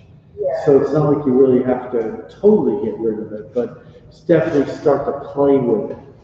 Yeah, I might, honestly, I might switch to blazing to the background once I get the. That's a good point. That's a good point. Why not? Because then you've got it all in there and you're not going to change it. Yeah, that's a really good point. I like it. Thank you. All right, good. All right, Tara. All right.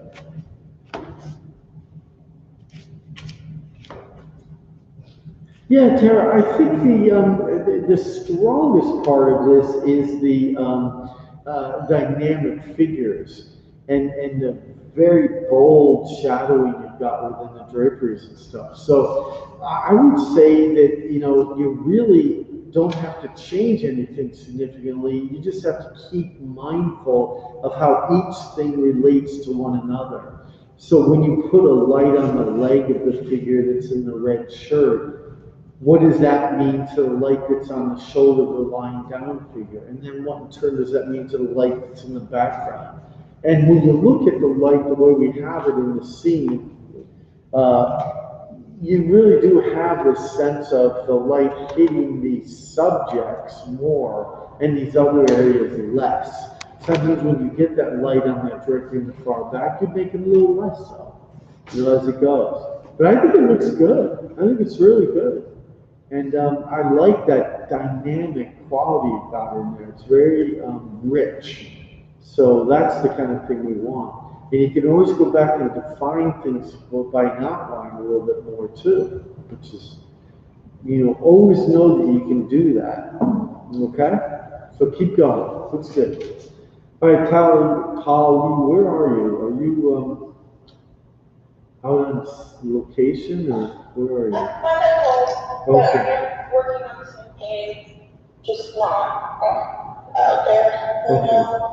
Trying to pull like together a bit more. I don't know, I've been going out a lot, like not really, but there's a lot of progress, like kind of avoiding finishing things, like making things really actually put together. Okay. Okay. Oh my gosh. Boy, you have been working on a lot. Wow. Holly. No, I disagree. I'm telling you, my God, it's completely different. I mean, that is so much more dimensional than the last time I saw it. I can't even believe it. The space that you've got in that middle distance, both from the articulation of the seated person to the one that's doing the skateboarding, to that middle area, to the back, is so readable. Wow, really nice. Yeah, wow. Good for you. Good for you. Yeah. This part is like the thing I'm trying to fix at the moment. And I think once I can bring that up a bit, then the space will start to read more. But I guess I'm having a bit of trouble with the greens. Yeah. Because, well, one is like I was like, okay, Drop your phone. are you? Yeah, it's good. Hello? Yes. Can you hear me? Yeah. Yeah, so he went dark for a second, so I didn't know that. I went dark. Oh my God. It's funky internet here. Because I was like, that's the rules. Yeah. Yeah. And then these trees over here are like just starting to plant their leaves. Yeah. And I like that, but I like that I can still see the trees, but then I can get some green in there. Yeah. But I guess in terms of the organization of the color, I'm almost thinking that this needs to go bluer. Yeah. This needs to go yellower. Yeah. Well, I wouldn't necessarily say that. I think really what you can say is that what you've keyed it to now, as far as your contrast and your colors you used in the foreground, that's going to be your marker. And so then everything that's in the distance is going to be adjusted from that. So it can be blues, it can be purples. But here's what I'd say about the cityscape. try to be as singular as possible with that. The less dimension, the more it's going to read. So if they look like cutouts against that sky, they're actually going to have a much more reasonable read. And you've got so much going on everywhere, you really don't need that to have a lot in there. But yeah, yeah, go ahead. This building would be more clear because it's the closest one. Sure. Like, second. Sure, that makes sense. I like that. I think that's a good point. That's a really good point. But remember also that sometimes the power of suggestion, both in the trees, what I was just saying about the cityscape, and then also the way that these forms work with one another can be much more powerful than trying to make each one of those things with little brush strokes and trying to make all the specificity of it. So that's the advantage to being in the studio working on it, is that you can make decisions that wouldn't be present outside, and they can read it, make it read as a painting more than those little parts. Where do you think you look first when you look at this?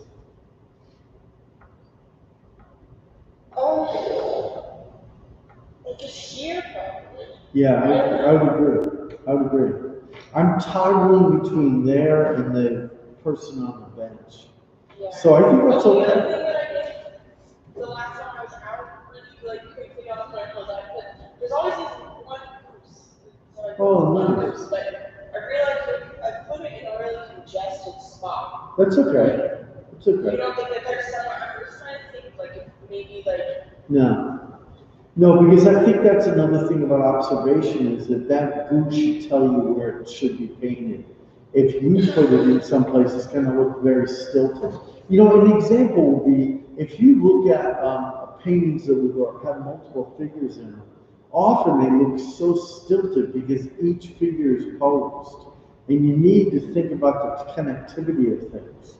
Like for instance, that sitting figure overlapping the red and overlapping the light of that, band of cement going down the steps. All that, you got it. It's all about merging passages. Thanks, Mario. So I think that was good, though. I think you're getting nearer to completion than you probably realize. yeah. I don't think you want to Just overdo it. solved enough problems that I can finally see Yeah. where it's going. Good, I'm glad. Yeah, I think it's quite an undertaking. It's good. Yeah, good job. So I'll just work on that cityscape. Don't overdo those trees.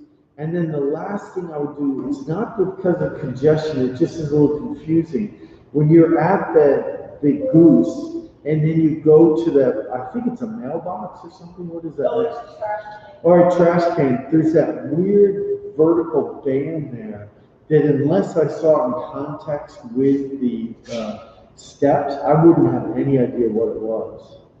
Wait, which? Just that pinkish, fleshy colored band on the right hand side of it. That goes right there. Yeah, that just doesn't read. It doesn't, and a lot of the reason is that you've got that orangey light at the top of it, and it's so unlike anything around it. It's very much like the light that's at the bottom of the trash can. So I would make that purple work, because that's what you have over there. Purple or but I think the water made a big difference. Right. Yeah, well, it's different now, but it's probably not supposed to be that different. No. That makes sense. All right, sounds good. All right, keep it going. All right.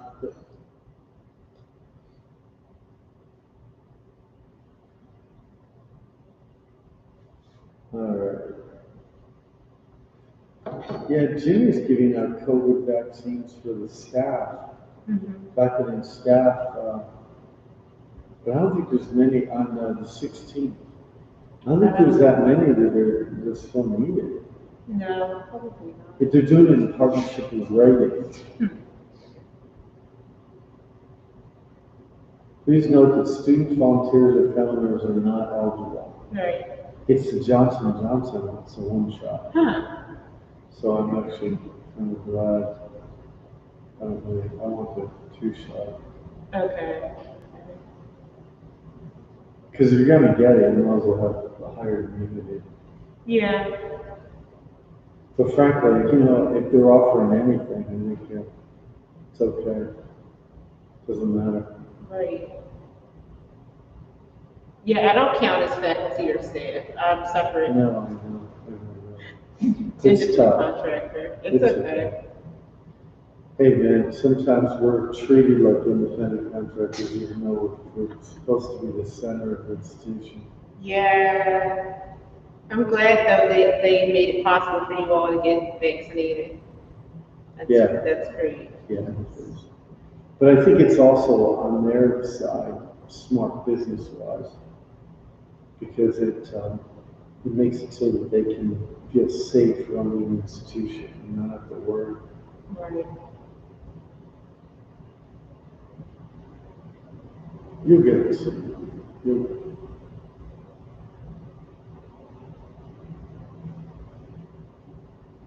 Keeps going back and forth between rain and Wednesday and not. It's driving me crazy. Well, what was it, last Wednesday? Oh, It didn't rain till later though. yeah, but it rained, it was about 1 o'clock, but it rained like a lot. Yeah. So that was, we've had 2 days of rain, so I don't know. That's enough. I think we do. I'm all for rain, we need it, but Every Wednesday? Can it pick another day to do it on? that's what I'm thinking. Come on. Seemed like for a while there it was every Friday. It's true.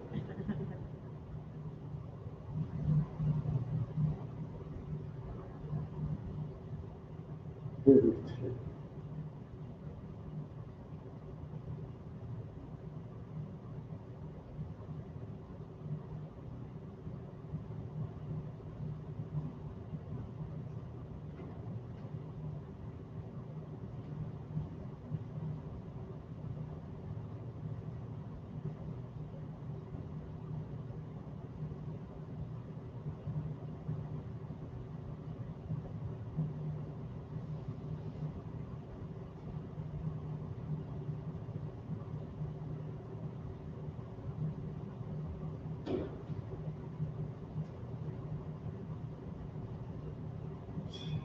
Well, you never know. It might decide to move on over us. I mean, I think it's really hard to justify right now. yeah. And I think it'll find its way, but it's still a little unsettling. I don't like the fact that it's doing this to us.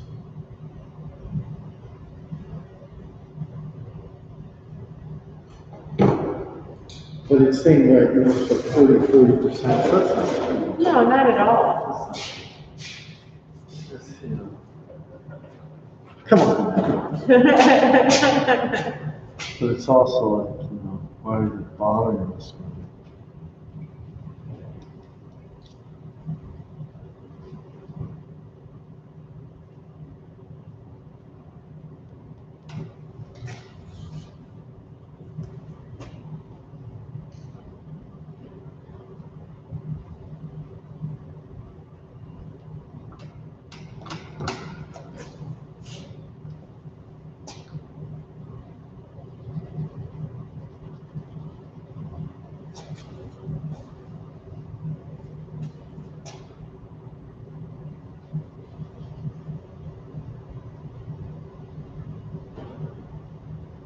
So I wonder if everyone gets their vaccine and they come in for the fall, folks still have to wear a mask.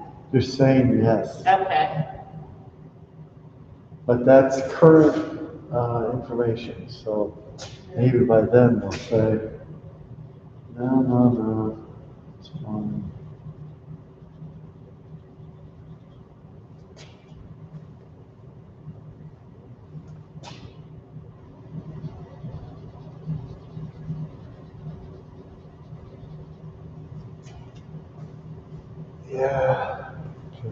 Till they really have enough people vaccinated, I think that's the difference. Because they don't know if you'll be a carrier or not. Right.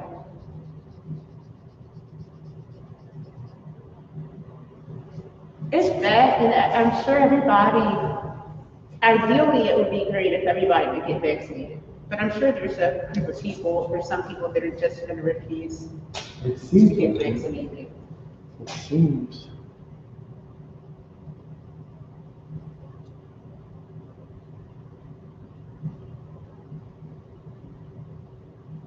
Like I was watching a show the other day, and someone said most of the middle of the country, a lot of the middle of the country refuses to get vaccinated. Yeah. And if you're in a very rural area, maybe that makes sense. Right. But the other side of it is that there's no side effects for getting vaccinated. There's definite side effects for getting the disease. Yeah. Seems pretty. But there's just a whole group that don't trust anything. So. I also heard that the second shot, some people are going to Yeah. like body aches, Yep. things like that. Yeah. So you can definitely be symptomatic.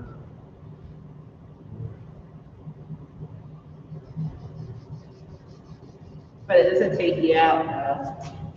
Yeah. Hey man, I got body aches every day. So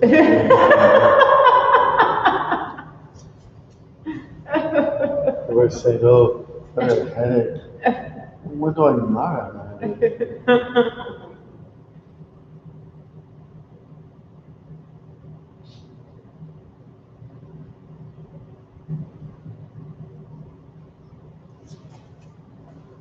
It's pretty silly. Pretty silly. But yeah, they get fevers and stuff. Okay. But my question is, like, I've got my second vaccination next Tuesday, Right. and I've got a Lansing class on Wednesday. So say, for instance, I've got a symptom of, say, fever, but it's from the vaccine, but not being sick. Right. Would they still let me come? Oh, yeah, that's right, because it's on the survey. Yeah.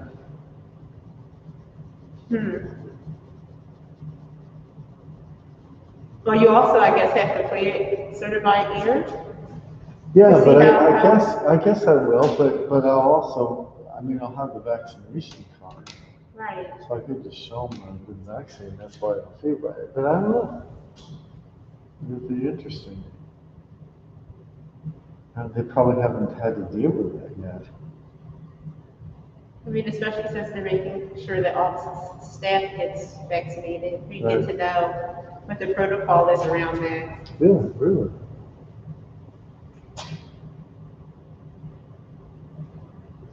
I'm hoping to get mine like days after I model, so that way I don't have to worry about Yeah, right. Yeah.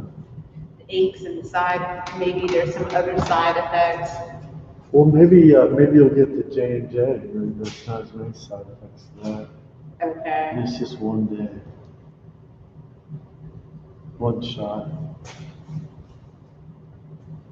So there's an answer to that. The Johnson & Johnson is like 80%. It's higher than that. Okay. Oh, it is. Okay. But it's not as high as those other ones. But they're also going to have a booster for everybody because they have this variant out there. And there's also going to be, they're saying this only lasts for 6 months anyway. Oh. Oh my. So we're going to go all through this again in 6 months. So we're gonna have to get reinstallments. It's almost like your computer updating No, every year. they describe it more like flu shots. Okay. That, you have a flu shot every year. Yeah. So this too. Well, see, that's the thing. I didn't get a flu shot every year. I know. So, I know. I mean, I don't mind getting this shot every year, I guess, but I know. I don't want them to try to say, oh, well, now that we've got you here, Let's give you a flu shot too. You know what they're gonna do? They says they're not gonna let you go no matter what. You're gonna be stuck. You know what they're starting to talk about? They're talking about this idea that they won't let you travel. Oh, you have to have a passport? Yeah, proof of your, vaccinations and stuff. Yeah. Yeah. Well, I mean, Kind of makes sense, but then again, what's your freedom there? right. It makes sense to me just because of the fact that the airplanes are really crowded. Yeah. Now, of what I hear is the tickets are really cheap, almost like some of the airlines are selling the tickets as cheap as you would get bus tickets. Yeah, but they're starting to stop that now. Okay. That was just to get people traveling again. Well, yeah, and they got them to pile on the airplanes to travel, So, I mean, if they're going to do that kind of business, it makes sense to have Yep. like a proof of vaccination. Yeah. Especially since there's people forget it's not just about you traveling from here to Texas or here to Florida, but it's also international travel is a thing. Sure. Yeah.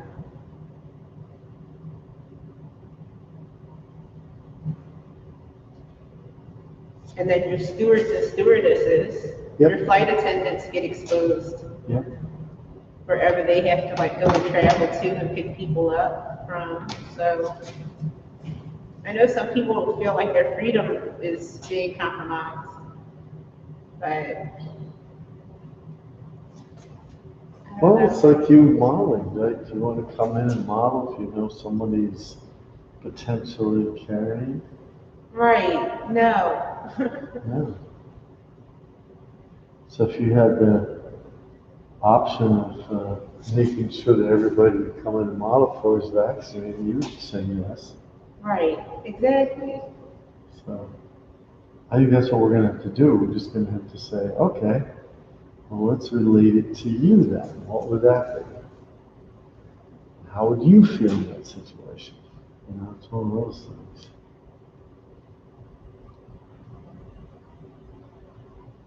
So, I don't know. Everything's much more complex these days. Yeah. Yeah. And then a lot of it is wait and see also.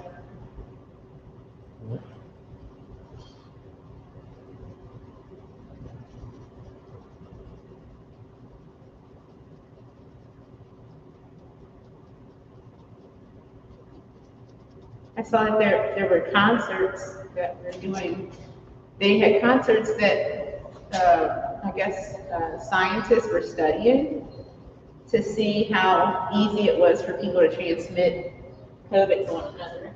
Get out. Concerts? Yeah, they were packed. They were ridiculous.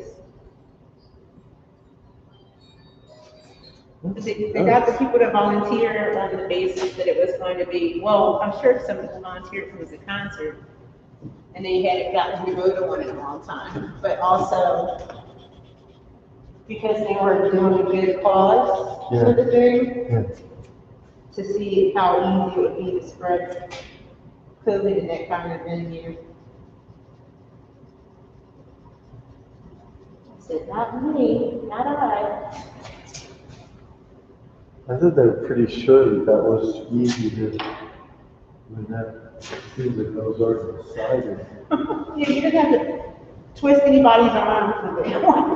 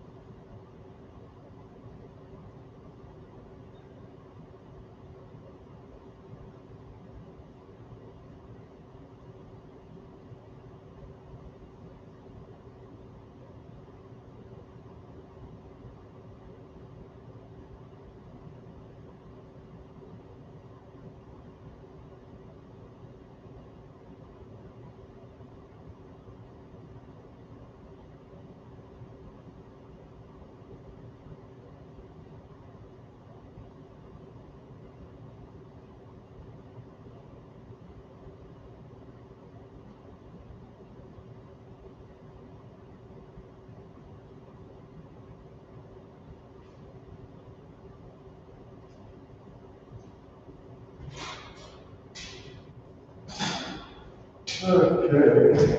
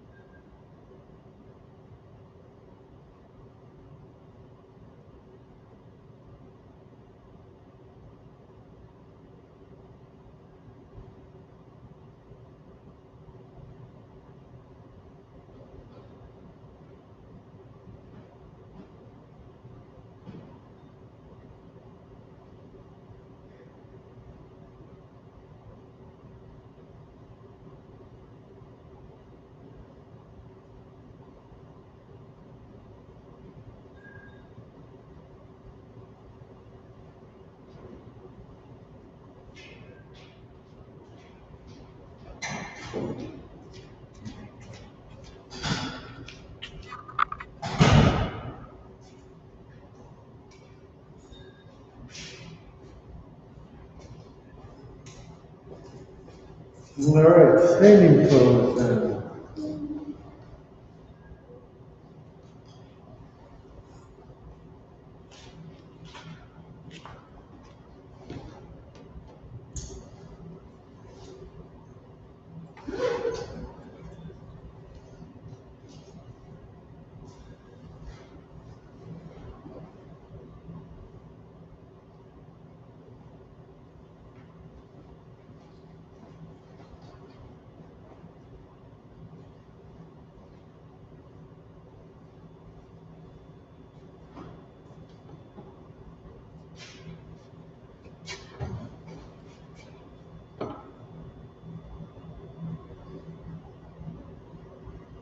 Hey Grace, what's going on?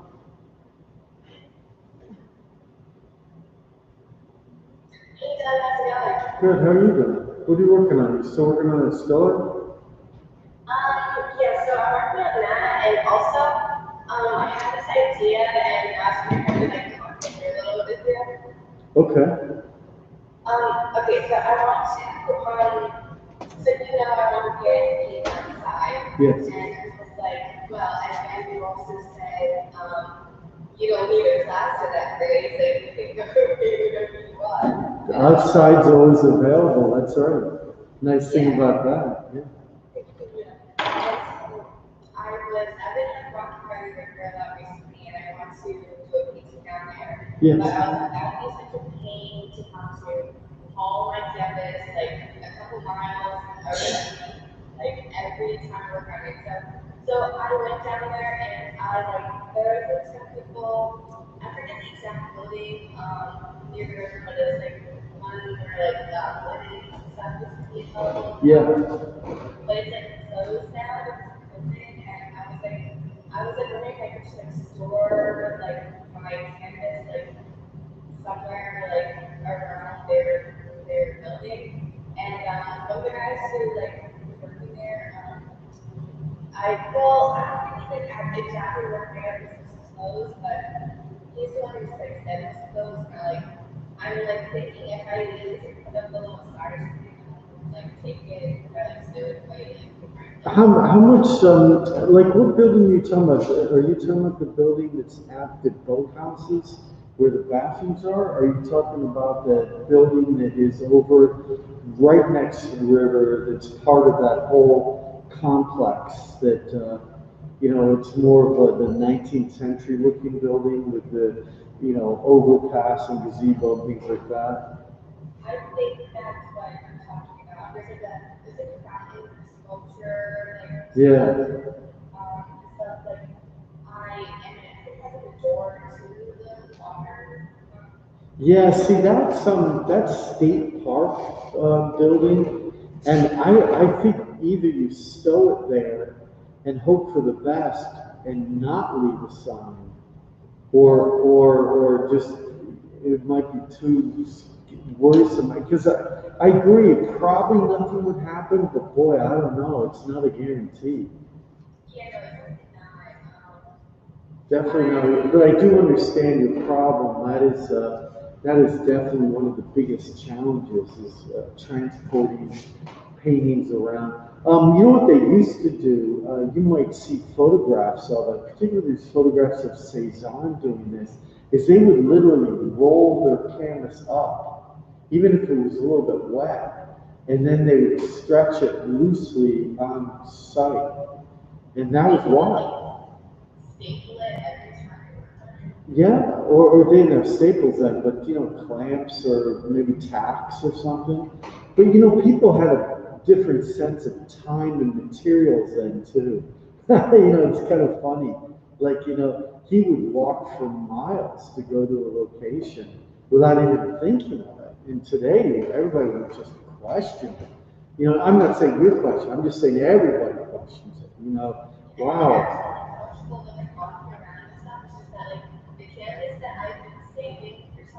So big. Yeah.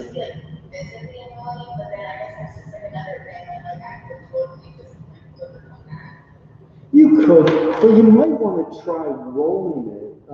Because another way of rolling it would be if you had a sonotube. That way it doesn't roll too tightly, and I guess it would kind of be around, and a little bit of it would stick, but it wouldn't be everything. You know, you can try that.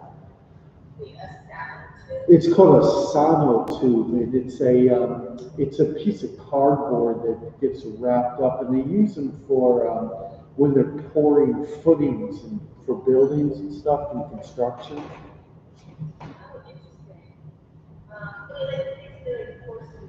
Yeah, yeah. You can buy those at like Home Depot, but they also have versions of tubes like that at Staples and you know, Staples that have some, you know, where architects use it, where they put their drawings inside there, and then there's a cap on it. But yeah, the way you paint though, with the really heavy paint, that wouldn't work though. It would work when you're first blocking it out, but you know, because it would really adhere, it would be so stuck.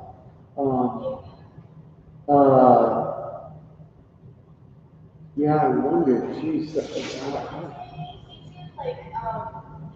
portable easels that I can borrow, right? no, it's not CJ, it's actually the painting department, and those are the ones that come from the landscape class. Oh, okay, wait, so are you using that? Yeah, we're using them. I might have one. I'll have to see. I can never get a total handle on, you know, like if we're using every single. I'm looking at them right now. I think there might be one that we're not using. Because, but see, then that doesn't always solve everything because then you're carrying, it's heavy. And so, yeah, we're holding your camera.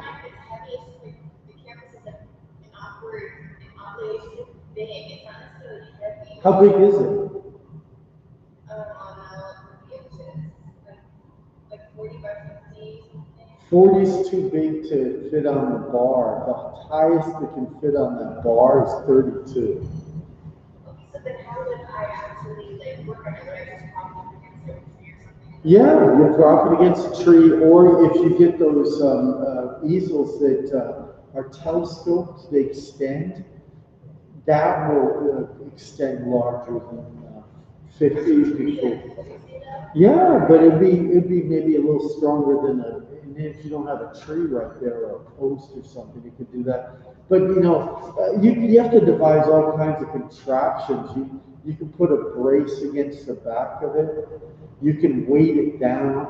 A trick to weighting things down is if you have like a milk carton, you could fill that with rocks or water, and then that way you can pour it back out again and carry it easier.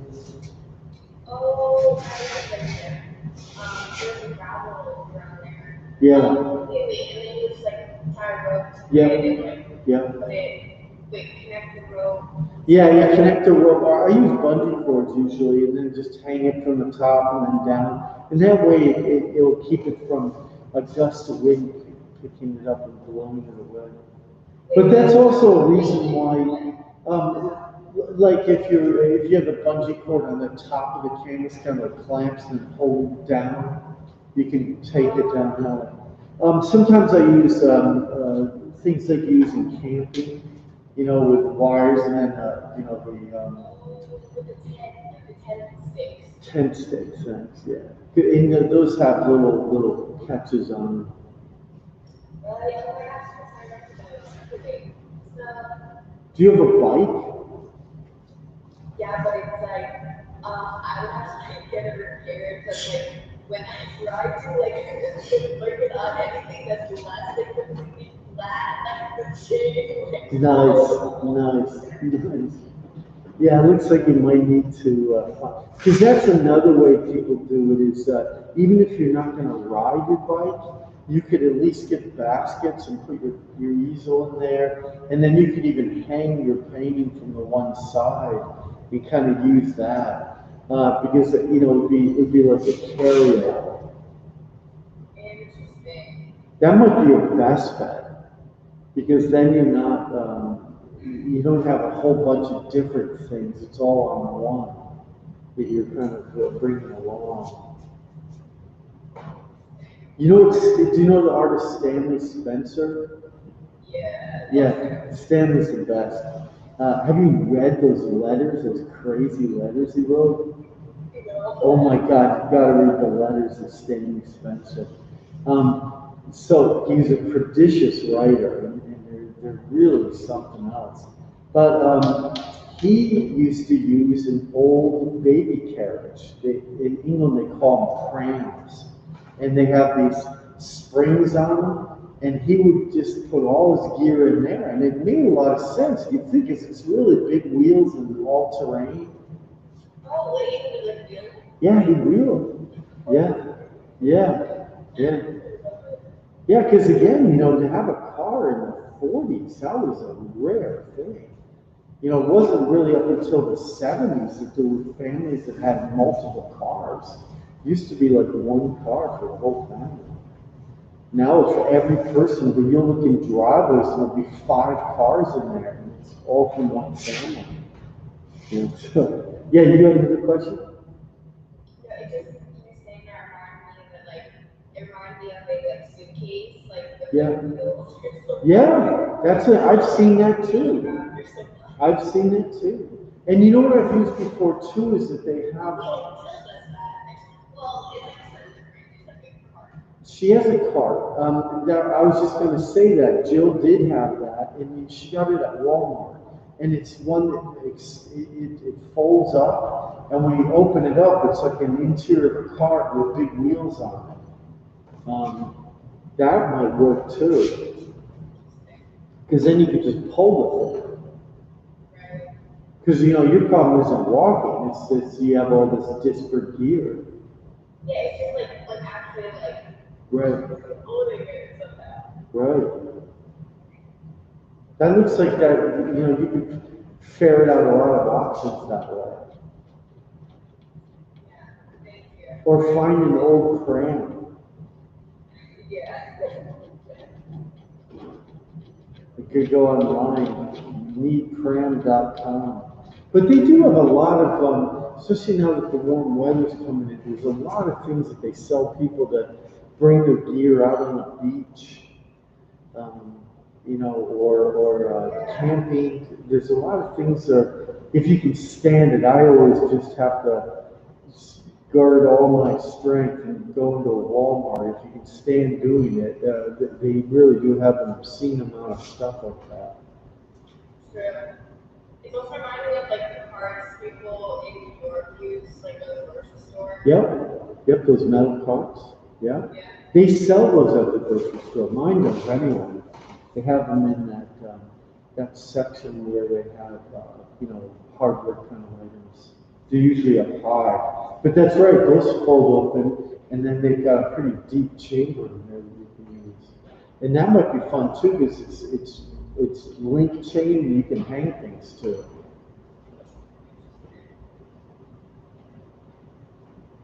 And there's all kinds of options here. But I think the key is the bigger the wheels, because you don't want those little wheels to get caught in everything. Right, yeah. So if you were able to adjust your canvas size to not 40 but 32, then you could use that easel because that's the furthest extension. Oh, gotcha.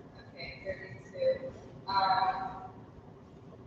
And visually, that's not that much of a difference. It's just, well, that's as big as it'll fit. It would fit like on the front of it. It'll be like tilting forward. But you can adjust like the tilt, right? No, it's the bar that extends right here.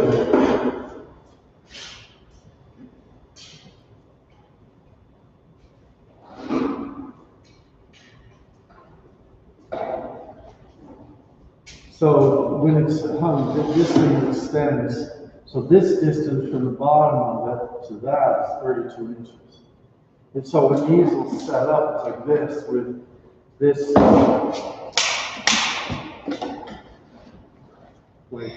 like that, right? So that's the front of it. The thing sits on it. Okay, but like putting on the top of the canvas over top of the top part. Yes, you could, but the problem with that is that it hits all that stuff up there. It would bend the canvas. No, yeah, it probably loosen the canvas part of it. It wouldn't be the best. You could, you certainly could.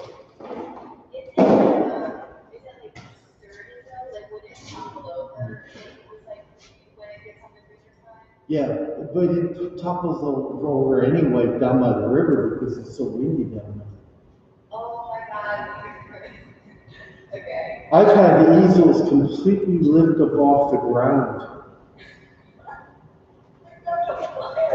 Sweet, but that's where you hold it down with weights or those bungee cords or the things from tents with the stakes, because you got to try to protect it. Yeah. I guess I can also like put the tent stake, like if it has like a string rope thing, and then I could like put like a all over the back of like the extra part of the canvas and like tie it to the rope. Yeah. Or I guess Yeah. use a clamp and then just like move the clamp if I'm trying to like trying to paint that part of the canvas. Yeah, you can. Those wood clamps they have, those are indispensable to have those. Wood clamps. Yeah, they're little, let me see if I have them.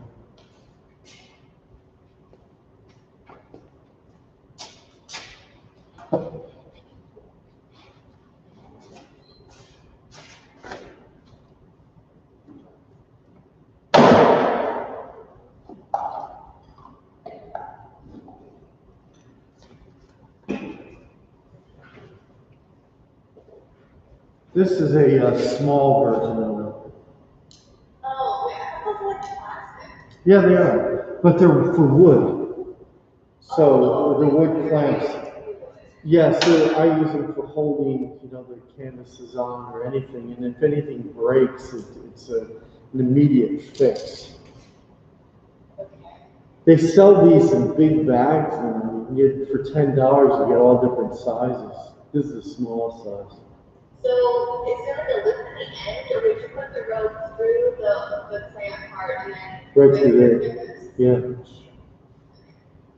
Or you could just hold it down like that and put it there. But then, then bungee cords are good for that. So yeah, I would get some bungee cords, some ropes, some clamps. It'd be like you're camping.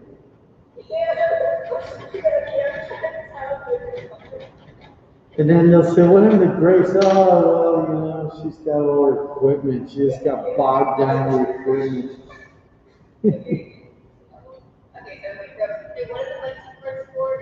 Bungees already have a hook on them, and then they have more tension. So sometimes they work better because they're really gonna draw with a rope, it gets loose. Wait. You're saying, use the bungee cord instead of a rope. Yeah. Yeah, long. Oh boy, there's so much you're learning. It's amazing. Here's the trick to the bungee cord. So right, you have two loops, right? So you have one bungee cord here. You just attach them by their loops, and then you can make them as long as you want. Oh my god, okay, wait, but there's so many differences that work for what I want.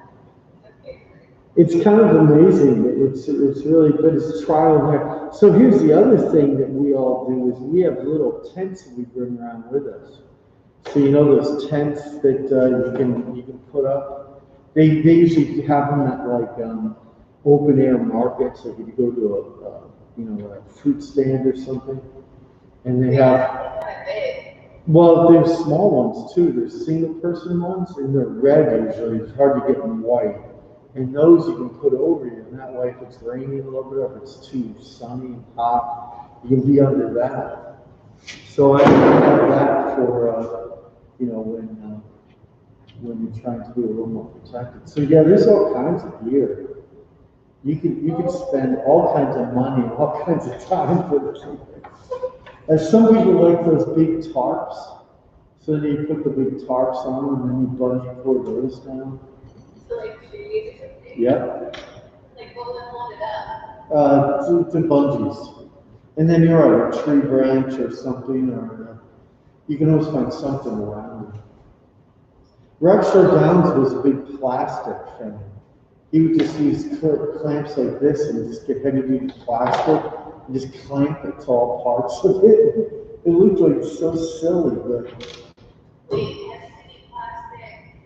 And then wrap it over the back of the easel and under his head, and so that way you could paint if it was drizzling. Oh, so we can use like you the substitute like The tent. The tent or like the Blue tarp. part. Yeah.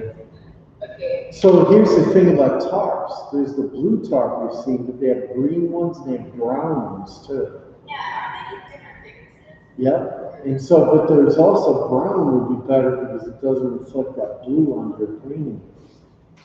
Oh, wait. What blue?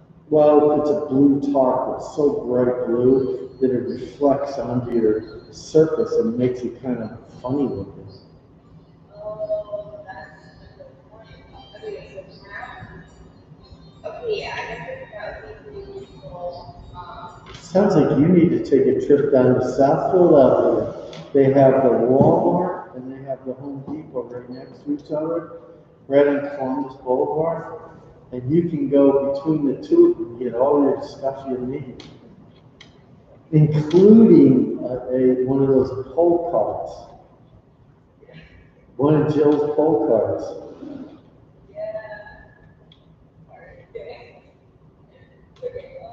But see, this is the other reason, Grace, why people paint a little smaller when they go outside, because it's so challenging in so many ways, unless you're nearby. A good friend of mine, Kurt Sampson, paints on the West Coast, near Seattle. Sampson? Yeah, Solmssen. And he paints all outside. But it's right in his yard. He just goes out his yard and leans against a tree that's identical right on the water and it does a painting. So it doesn't, it's not a huge challenge. It's not like and if he's going somewhere else that's nearby where he can just drop his car off and have that. But, so he does things that are 50 by 70 inches outside, but he's never traveling far for it. Wait, does he have? Okay, actually, but like I'm wondering if he has any like photos or videos or demo like this setup. No, he does have photos. I'll find some, but you can certainly contact him. Just say you're one of my students, and he'll certainly respond back. He's a really nice guy. And if you're asking about, like, what do you do with big paintings outside? What's your trick? But he's always been one to kind of lash things to trees and make these kind of funny setups. They look really kind of crazy. And he painted in Philadelphia for a long time before he was out there, and he did the same thing here. Yeah, I'm guessing like, it will all come down to like the context of like where, the location of where I'm setting up, and then just like understanding how to like use this smart materials creatively. That's right. That's right. But yeah, I can still like ask. Like, Oh, you said that's what you're here for. Of course you should ask. I mean, and people are so happy to share their knowledge. But, then, if you get down to the different kinds of easels, like I said, those ones that telescope out will accept a larger canvas. But then you have the French easels that are full box, and then you have French easels like mine that are half box.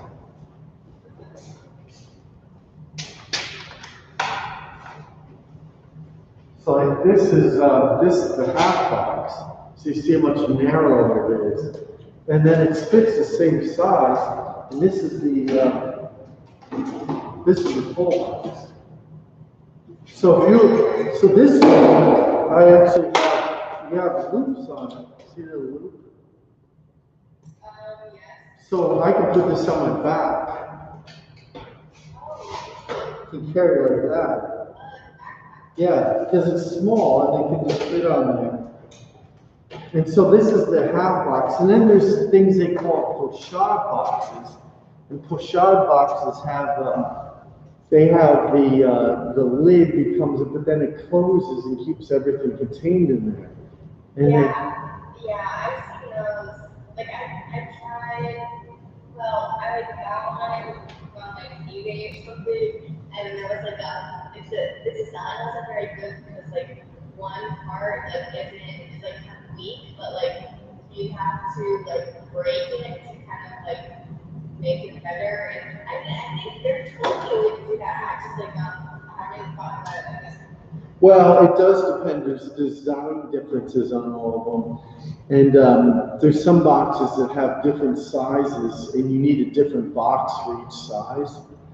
So for instance, if you're doing a 9x12 painting, you have a 9x12 size. But then others have figured out ways of making an extension inside, but that's, again, you're right, that's the weakness of it. I like the simpler ones, so I have different boxes for different sizes.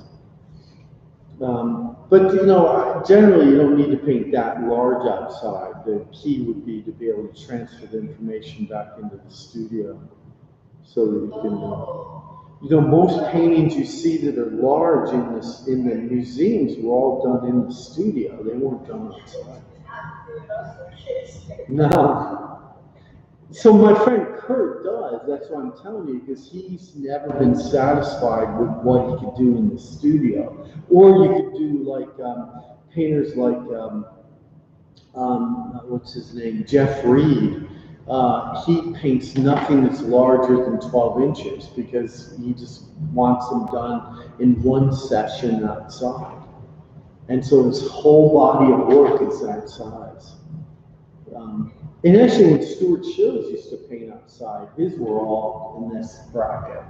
And they were all done with a half box easel, done outside, and done quickly. They weren't done, they were rapid, and done spontaneously. And the thing to remember about someone like Stuart is that Stuart has had a long career, and the majority of his career was done doing representational landscapes outside. That's just the numbers. It's not like, that's yeah. And his mentor, Seymour Remnick, would do those small little paintings outside. Remnick. And his were really small, and he'd just do these almost even a couple brush strokes. Yeah, they're really cool. So there's a lot of options, Grace, and so I would encourage you to possibly go a little smaller just for ease, and then you wouldn't have all these complications. Get used to it and then go and do it. Because really, even within these easels, say for instance, you got this half box, right? You could have this on your backpack, right?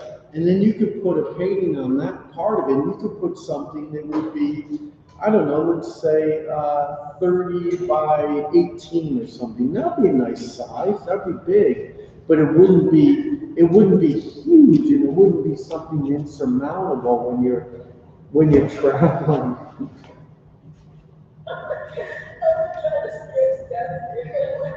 I know. She's just going right for the big paintings. So, what we have is, see, I have a truck, I have a pickup truck, and the reason for that is I can put all my stuff in the back. And that way, if I'm bringing a big canvas around, I can do it. Right. But really,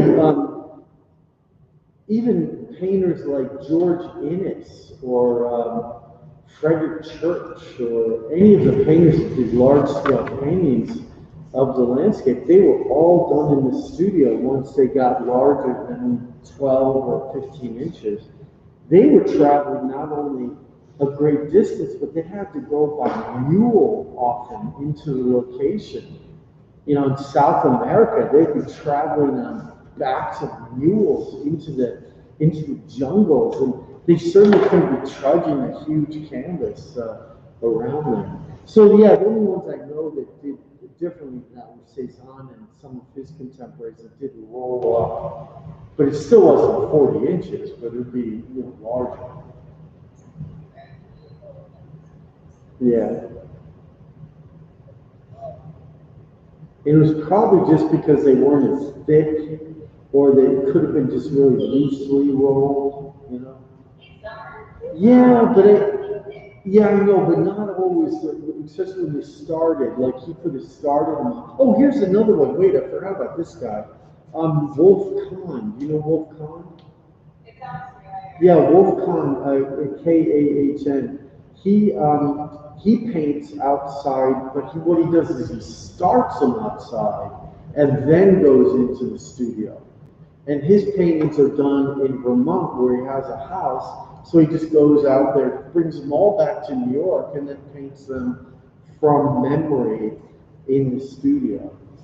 And then they are allowed to become more abstract. And he's not as big as that, 40 by 50, but he'll be like in the 30, maybe 40-inch range. So that's the way he figured it out. So everybody's got their own way of doing it. I like to think about what Inness said, where he invited nature in for a visit when he'd be doing this stuff in the studio. Yeah, I thought that was really poetic. That's so. But it's amazing to think about when you look at these big involved paintings that look so lifelike, and they're all done in the studio. Yeah, you're trudging. You could just identify what makes me actually that. That's right. People have to keep looking. Yeah. You're good.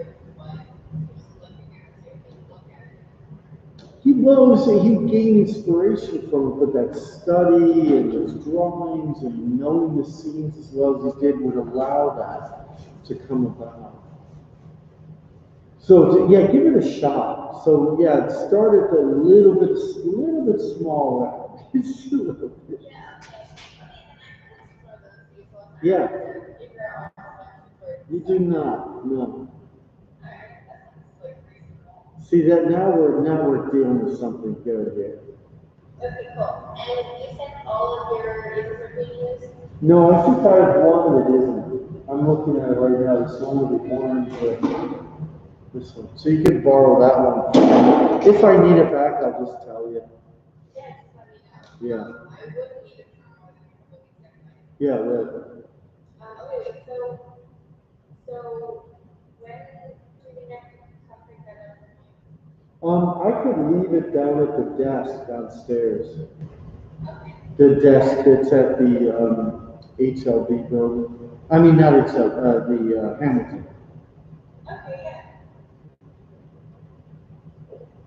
Yeah, just bring it back after 2 weeks, and you can just leave it there again, and I usually pick them up from there.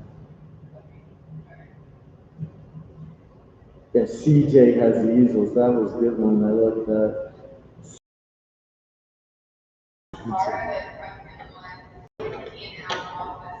Oh, I see. Yeah. No, it runs every system. It might have been the summer. Could have been that. Well, you know, it's far around, I all the time. It's, summer, winter, fall, it's all the same thing. Yeah, it's very good. So when we were driving back last week on Wednesday, you walked in front of us over by City Hall because we were coming down Broad Street from we were at the Navy Yard. Wait, It was, yeah, when was it? Yeah, there was, that's Grace. It was right at Love Park, right at Love Park. No, it was a week ago, it was Wednesday, a week ago. We were coming back, it was in the rain. Oh, in the rain? Yeah, you weren't wearing a mask, you were, walking by, all no mask. I don't wear masks. You're supposed to. I know, but I don't want to. All right, Grace.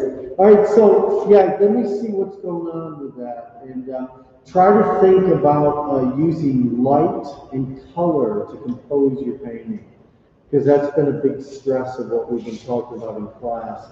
This idea that light will connect things or separate things, so spatially they become more of a composition. right. Shape and color.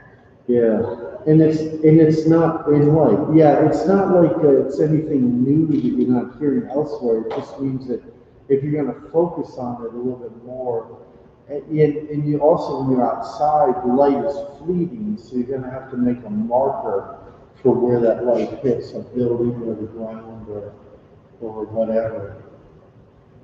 Right. It's Okay, ephemeral. yeah. You know, like,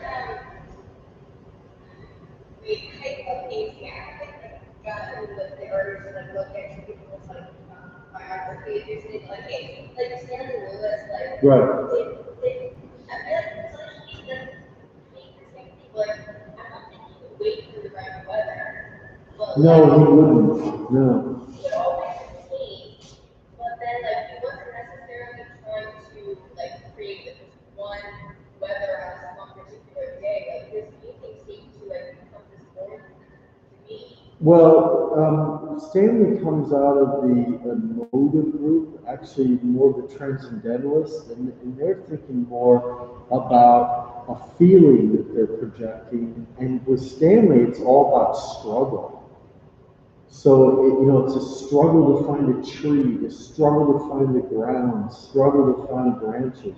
And it manifests itself in this kind of energetic, expressionistic something.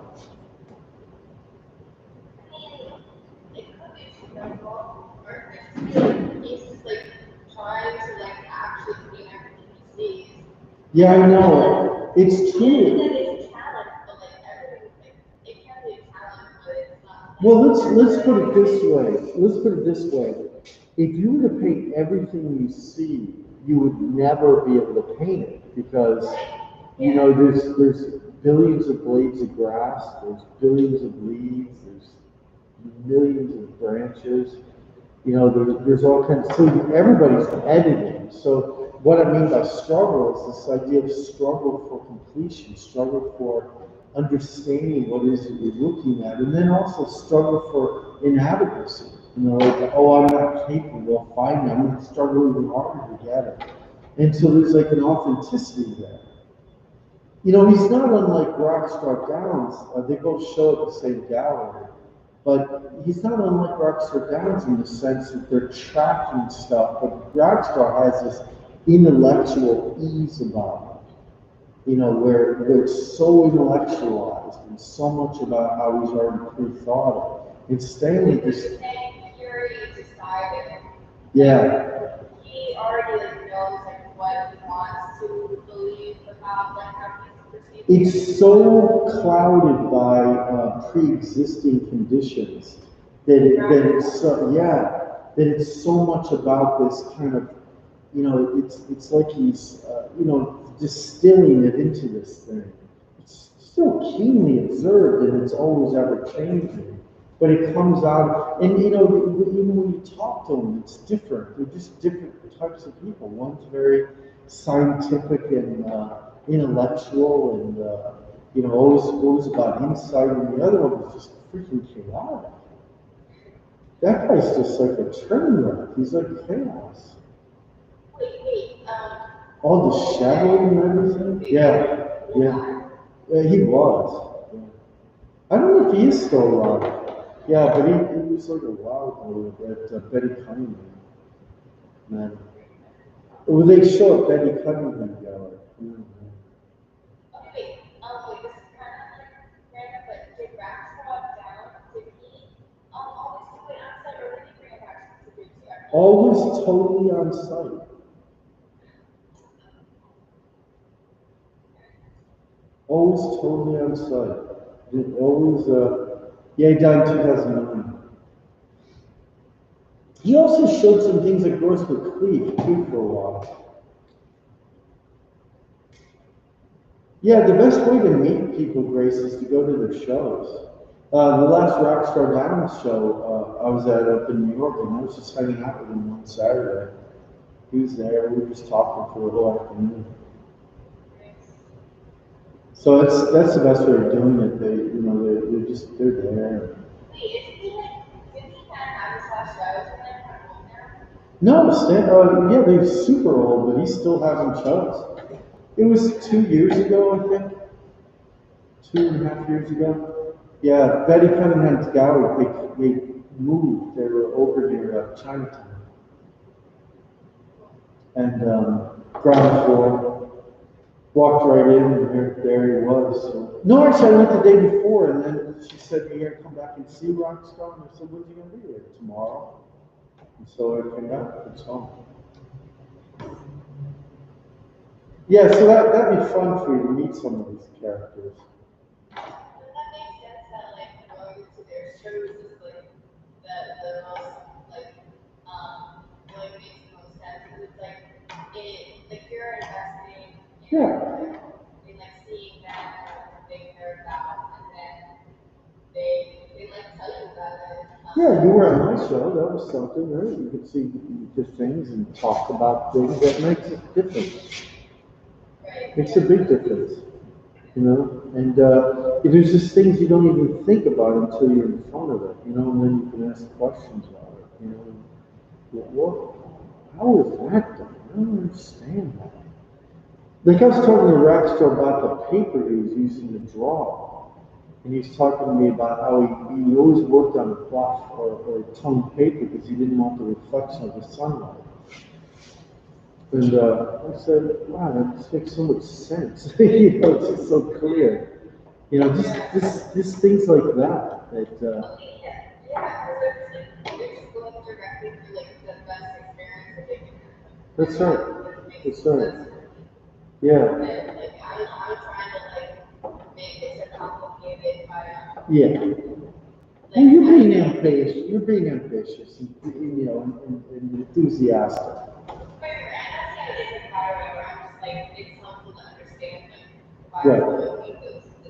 Right. Now, another person that does things on site, but also is very near his home or where he travels, is Peter Van Dyke. So he does those big paintings totally outside, but they're never far away. He'll bring everything down to the place they go in Georgia, is it? It's where his wife lives, Georgia? Alabama, yeah, right. But that's all their house. He's not, he's just bringing the stuff outside with my friend Kurt. And, wait, doesn't he do some of it in his studio now? Like, yeah. Stuff in Philly, like this in his studio? Yeah, he'll finish it, he'll work on it, but you bring a whole easel out there. He's got the craziest contraptions. He really, and he has no thought about it at all. To me, that sounds like such a hassle. I just can't even believe that he wants to go through that kind of trouble, but that's what he does. And that's like what he wanted. Absolutely, and he's never talking about, but my friend Kurt talked to me about it. He just said he kept doing large rooms outside because he did not like the way the ones in the studio turned out. He didn't think they turned out as well. So, you gotta see what works for you, and see if you can make that work and are willing to accept that change. Right. So it sounds like a good thing. So I'm gonna start bringing the easel down. I'll read that here so I don't forget. All right. All right, see you later.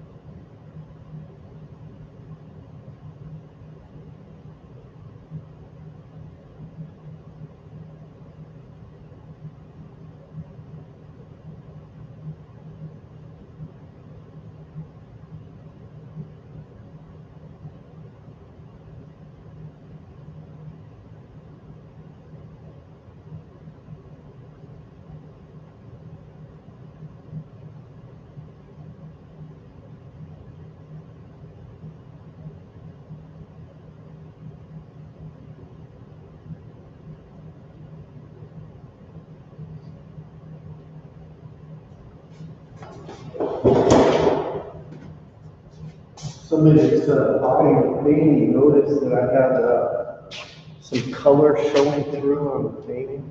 Yeah. You know how like when you have like color coming through like from the ground? Yeah. It they said, oh, was it scratched or damaged or was it part of it? Oh, that's funny. That is so funny, isn't it? Oh my God. They felt like a part of the painting was missing or it got Yeah, erased. like maybe they're looking too closely at it.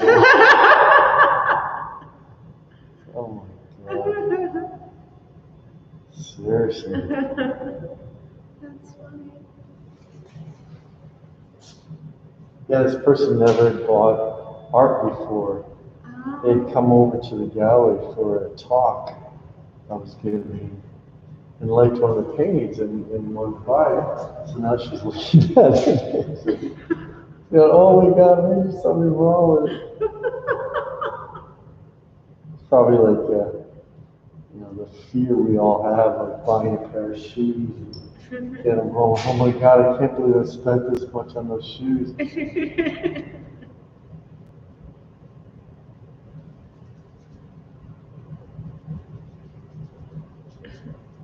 It's funny.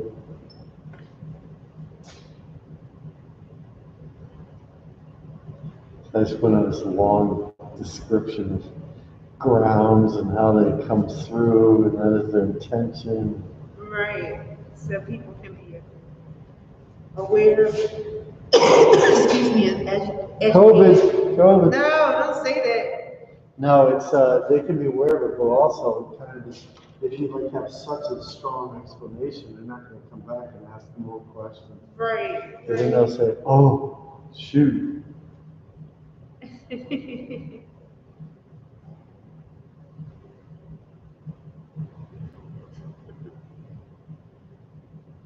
And you know what the next answer to the next question is? What? Well, then don't buy it.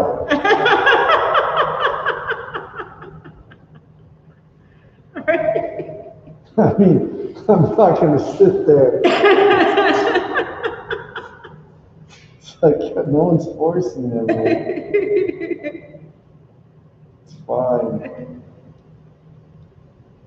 Any other people want it.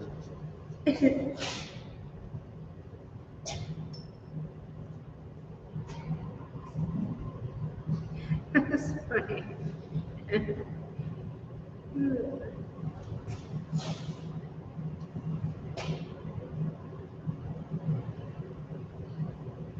I mean, I guess some people expect for paintings to be painted sort of like a wall would be. Yeah, yeah. You know? Well, think about it. If you don't know, and you never encountered anything before, and you see something like that, that can be a little scary. Yeah.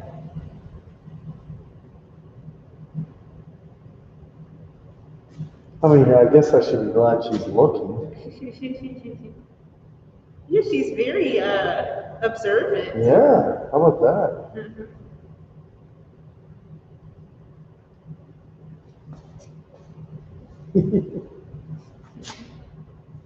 So I will have this long description.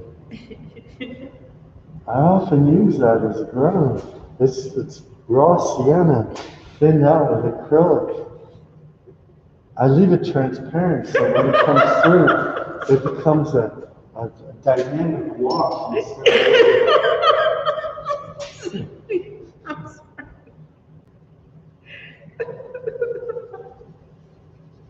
I know, because sometimes people, they probably don't think there's anything behind it. Oh no, what's that?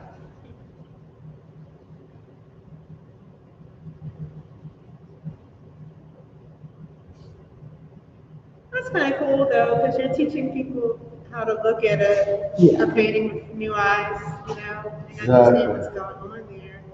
Yeah, now she can tell her friends, you notice those areas there?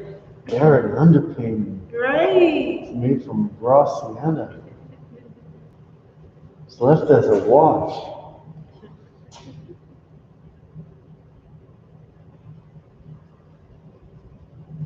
I had a curator that asked me once what the difference between opaque and transparent was.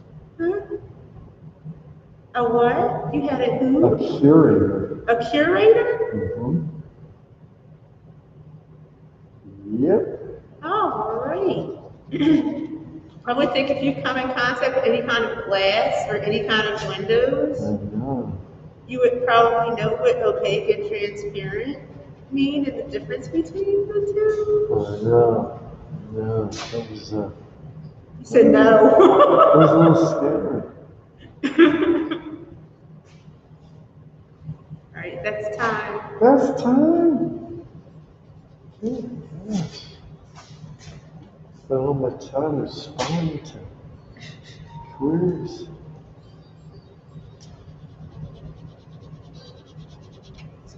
And now, also the time is 3:15. Okay, so we have one and a piece left.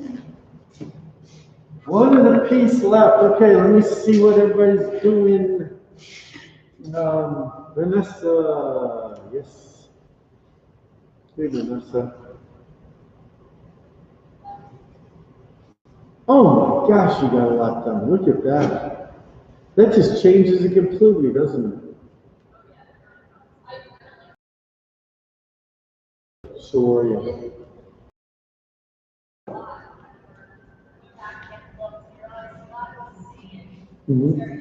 Yes, I was just going to say, it needs to be more yellow, more like the skin of the second figure.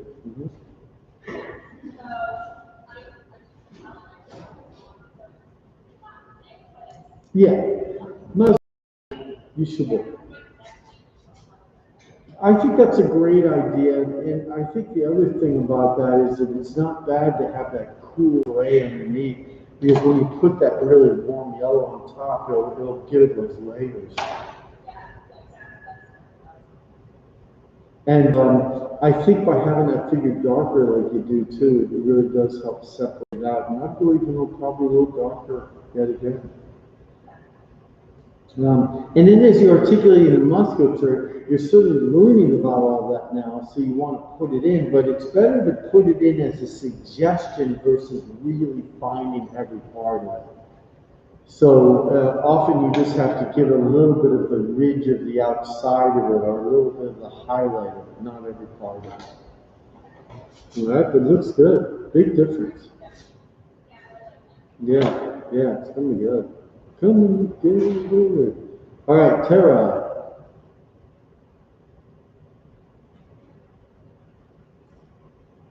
I switched my mask because the other one was bothering my ears. Wow, yeah, you got a lot done. Whoa. You're really moving along. So I'm just looking at it for a second and try to move my eye across it. Let me think. Put it back.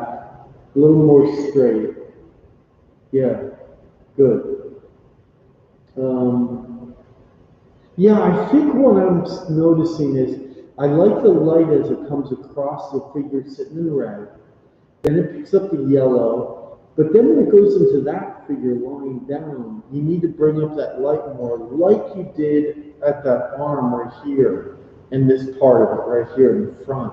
So as it starts to transition down the figure, just bring it up more. And that should be a little more reflective of some of those yellows and oranges you have in there.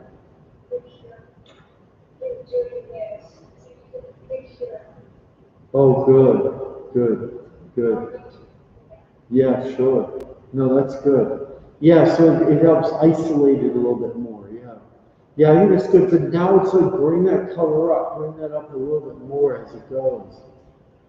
Yeah, so it helps bring it out. I think it looks great. And then the blue that's so dark behind it, that should be a little less dark, so it doesn't have like this very deep recess. You want to have that dark underneath it, not necessarily behind it. So I'd make that more like a gray blue versus a really dark blue. All right, good. All right, Claire. No, Anna. Anna with the lights.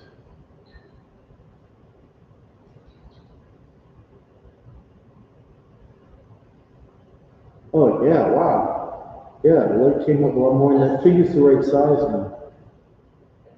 Yeah. No, I think it looks much better.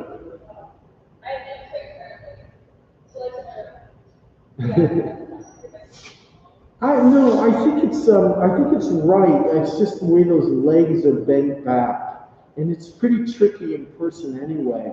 So I would just have less of that draper covering over it and make sure you see the entirety of those lower legs and the foot, and that would make it look long enough. I know. I think that helped a lot. You know, you got that pink here over there, and then those yellows. Yeah, it's good, and you warmed up some of the light on the sky. Looks good. Everybody came home, huh? I know, it's nothing like good timing. Hey! How's it going? I'm on a crit.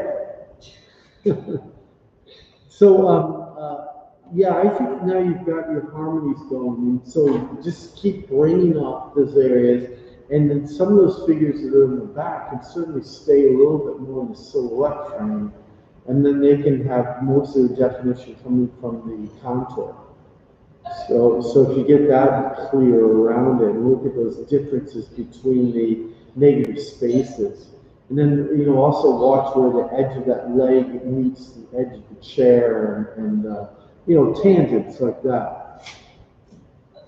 And if it looks better because there's a little bit more space between or a little bit less, you can do that even if it's the same. Doesn't have to be, it all depends on what angle you're seeing it from. And since you can't move your head because it's coming from the camera, that kind of keeps it there. We're used to moving our head around. Yeah. Then we get dizzy. Okay, sounds good. All right, good. So you got one more pose in there. We're good. One more. All right, Claire, you ready? All right, let's see. Wow, a lot done today, Claire. Whoa, that's crazy. That's a lot of information in there. Yeah, I think the figure and the light is coming along pretty nicely. I would just play, which is different today. There's a strong cast shadow coming from the arm into the belly of the lying down figure, and there's a strong shadow coming from those knees and legs to the drapery next to it. So I'd put a little bit of that in. And then the figure that's sitting, there's a lot of light hitting the legs, but the whole rest of the body's a little darker. So you might want to do that. And then the figure that's in the back, I probably would make the light blue behind the figure as light as it is. There's that greenish kind of check color. You can go with that. You could go a little bit darker, and that way there won't be as much contrast, and the figure comes out a little too much. So that way it'll soften that transition some. You know what I mean? Yeah. All right, it's looking great though. Boy, you got a lot done. It's so much fun at this stage when everything starts to realize, isn't it? Like it's all gelling together. So let me be postmodern. I think if you put some glitter in there or some kind of texture that you applied, that'd be good. that's where we are now, Claire. We got to get used to it. Maybe you can put some clamps on there and have this temporary, have a temporary aspect. So, man, I don't know. I think there's, I think it's funny that, you can certainly get a lot out of finding something and finding color and form, but then you can start to think about, well, then what are you saying with that? And that's what can go into something else. Like, when you start to think about how these figures are interacting with its surrounding and its light and shadow and what's it doing. Like when we're looking at those Anne Gale paintings, what is it that transcends this idea that they're purely observational? A lot of it is about that kind of search for those areas and that destination that Mark's making in a way. So maybe you can think about how that's being influenced.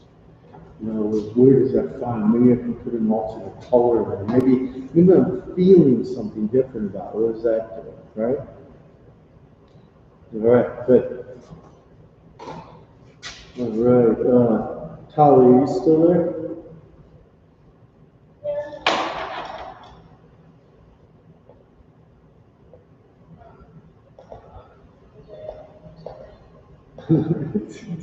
This technology, man, it's crazy stuff, isn't it? It's amazing. I never finished each I can't tell.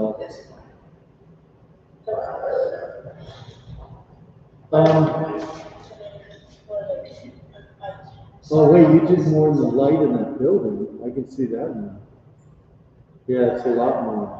Oh, I see. I know what building that is. I was wondering what building. I know it now from the way you painted it. And so it's one of those Parkway houses. And so it's got a lot of those horizontal windows in there. Yeah, I never knew that. too like chunky. I would think it's gonna be a little bit more like suggestive of it, but like get some smaller, like like smaller ones. You know what we do sometimes for this, Tally, especially for an area like that has to be a little straighter, is if you just get a piece of wool. I use lath, or any kind of wood that's straight. You can just put it on and run your brush across, and that way it's not perfect, but it's going to be straighter than your hand can do as it goes across. So there must be some wood you have laying around. I even used a shim one time, because one of those long shims. Use that. Oh, it's something you put in to tighten joints in wood. It just puts a little. It's a wedge. Like the thing that you put in the canvas. Yeah, it's like that, but it's thinner and bigger because they use them for parts of like roofing when they're putting in those, expensive roofs of cedar. They're using the shim to lift it up so it's at the same height. The other thing, yes, well, I was trying to like work on this tree here. So this tree, what it is, it's like it just came from the left. Yes. It's not actually like Blossoming. Yeah. So it's just it's just a branches. Well, why don't you make it blossoming? That's appropriate. Because that's what it looks like. And I think that pink actually. Okay. Yeah, sure. About just like. Right. How do you handle that? Yeah. Well, yeah, the way you handle it is you have to think of it as sub-shapes within that overall. So what you have is you have that big shape that's a little bit more like an umbrella over the whole thing. And then you've got the big tree branches, and then they go into the even larger trunk. And so when you get to those smaller ones, you do sub-shapes within that. And so they make clumps within those areas. And that's the same thing that happens when you put foliage on too.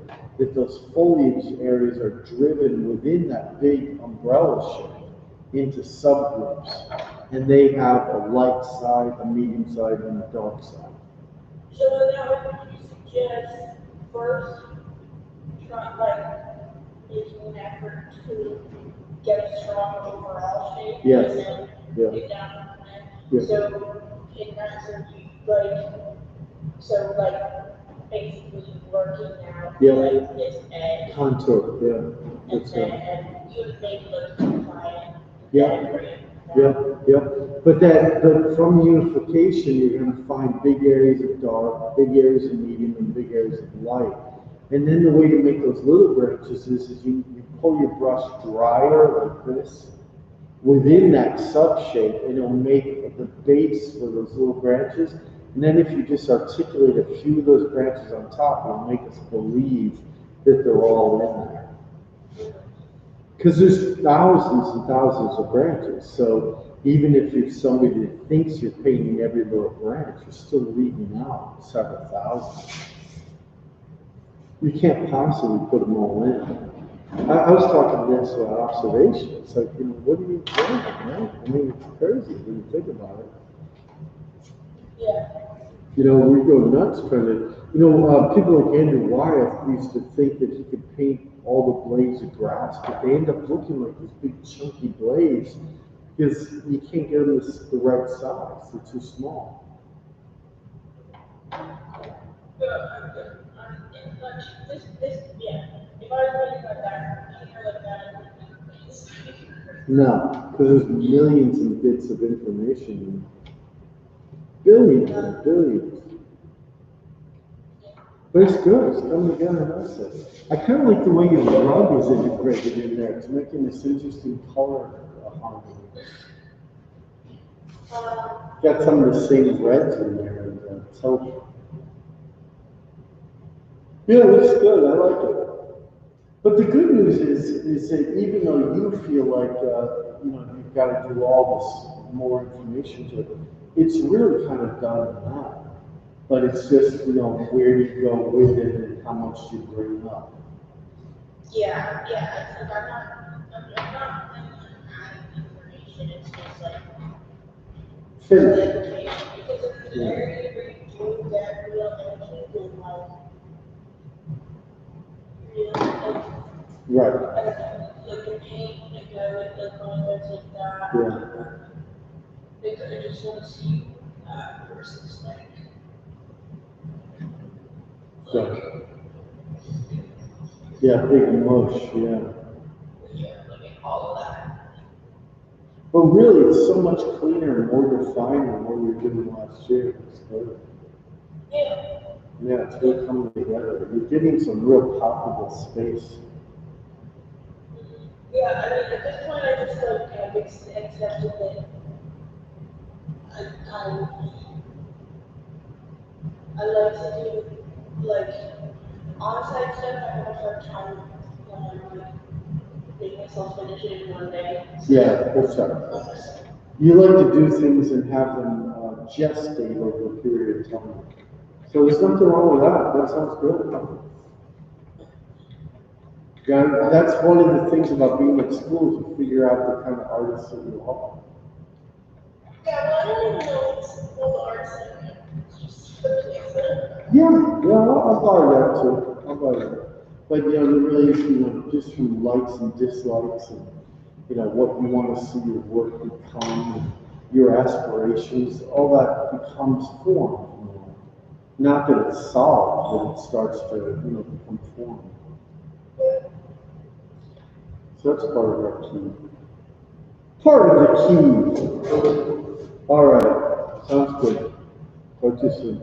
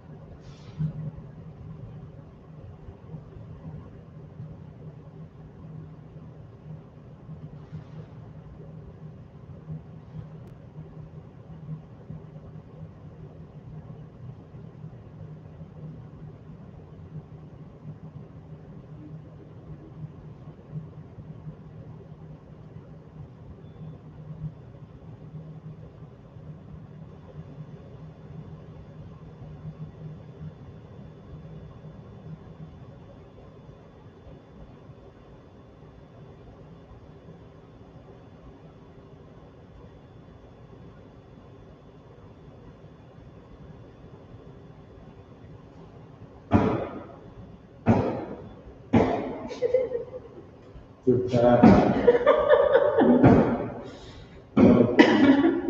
They're bad.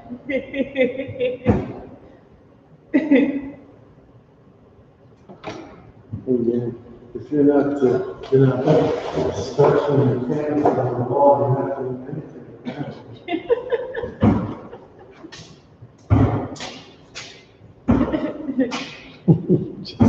You're not even existing.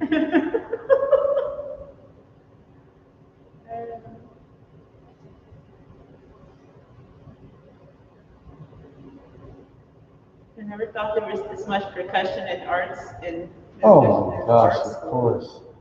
And you know, again, you wouldn't hear it because there'd be so much noise in the room. Right. You know, you've got 12 people in the classroom talking and banging easels, you're not going to do much of it. That's the thing that's going to get us. We're used to all this quiet. Yeah. How about that?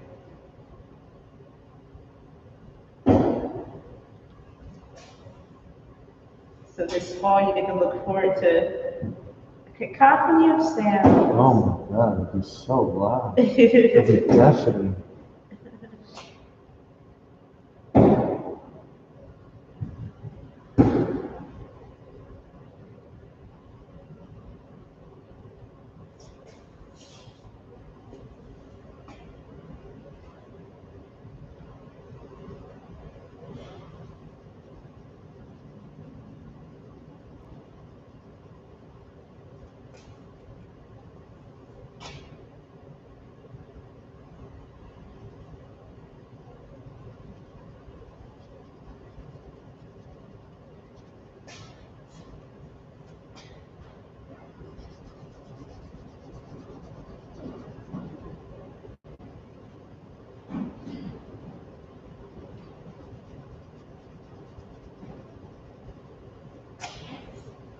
Well, it certainly is warmer in here now. You said it warmed up. Yeah. This was a cold room for a long time. Yeah.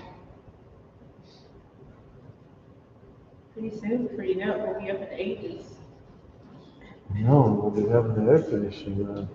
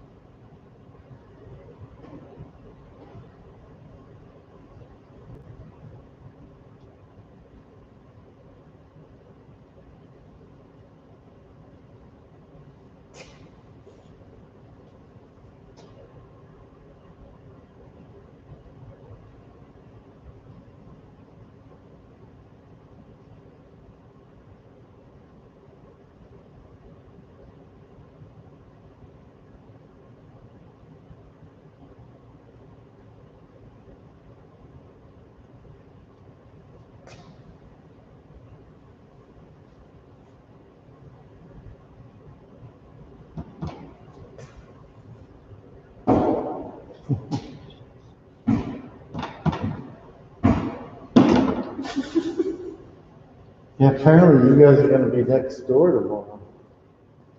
We're going to be next door to what? You're going to be working next door. Oh. Scott said the students need a change of scenery. Oh, really? Okay. So we're going to change floors. Yeah. Okay. Now, of course, you'll find out about that tomorrow. Yeah. Because you won't be getting it unless you'll get an evening phone call from a landline.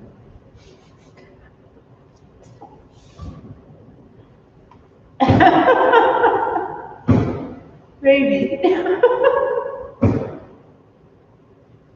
Or an email from Jan.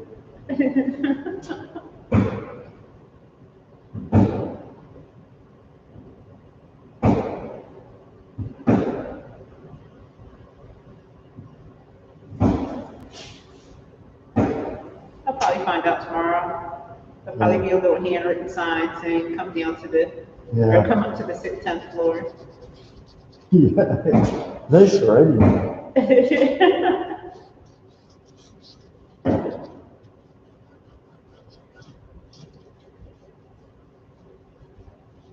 Beautiful script.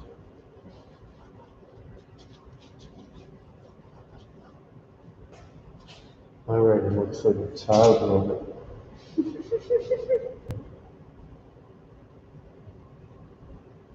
I actually usually type the letters on computer because I can't decipher my handwriting. Oh my. You write like the doctors write out scripts. It's awful.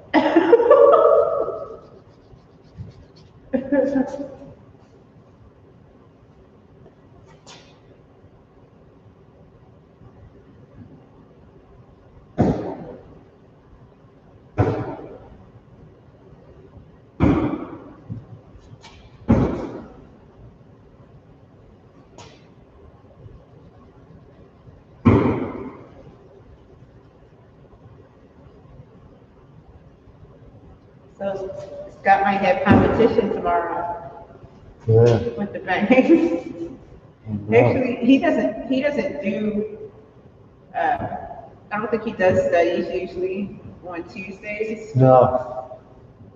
They'll compose too.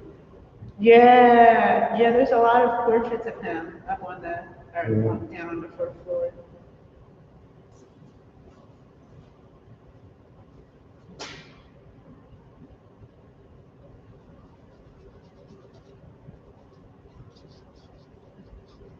It's always interesting to see the students do portraits Yeah.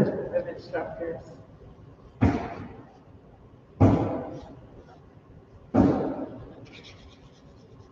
I know, I think it's always a little worrisome to see what they really think of it.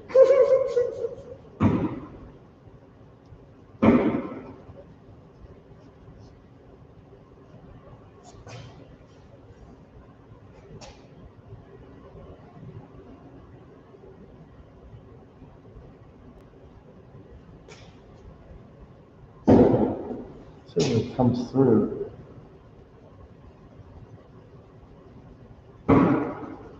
I've never posed this, so I don't know. Are you never posed for your class?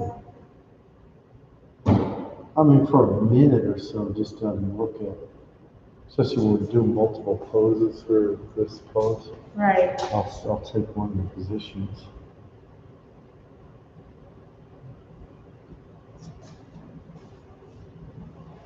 I think it's almost like an unexpected thing.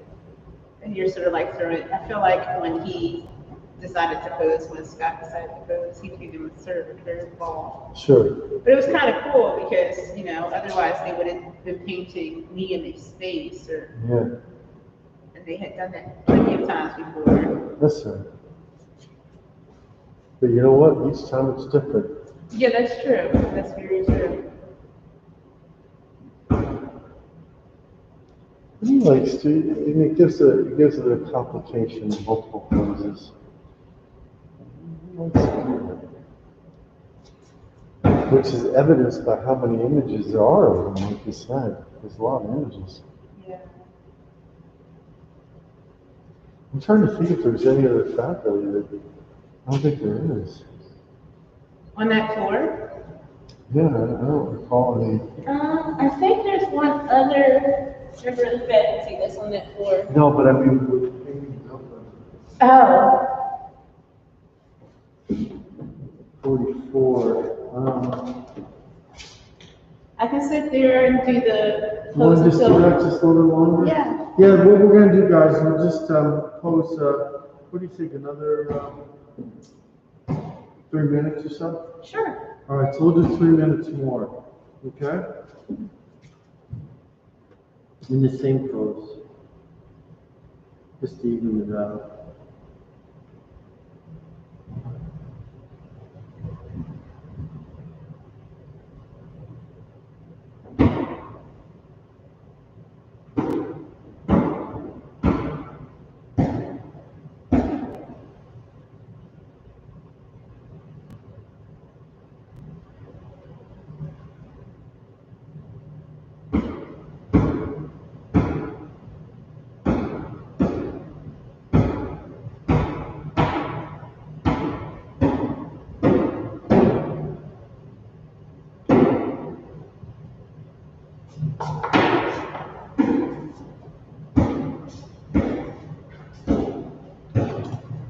Just really bad.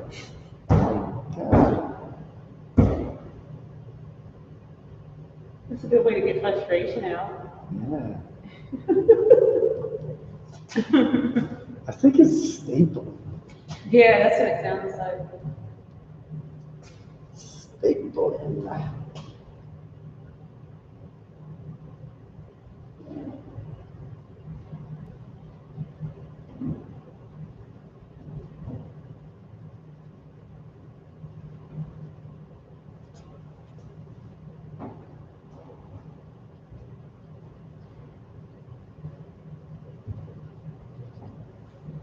Stapling away.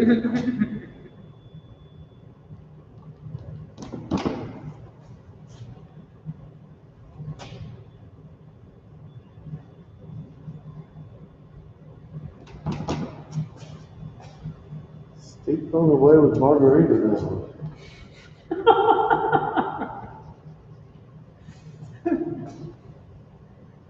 Oh, good old Jimmy Buffett. Now So bad, isn't it? it's terrible. It's just terrible. And the minute you mention the song, it's just going to be an earworm for the means. It's going to be an earworm for the rest of the day. Oh, I'm sorry. No, it's okay. No one should have that happen.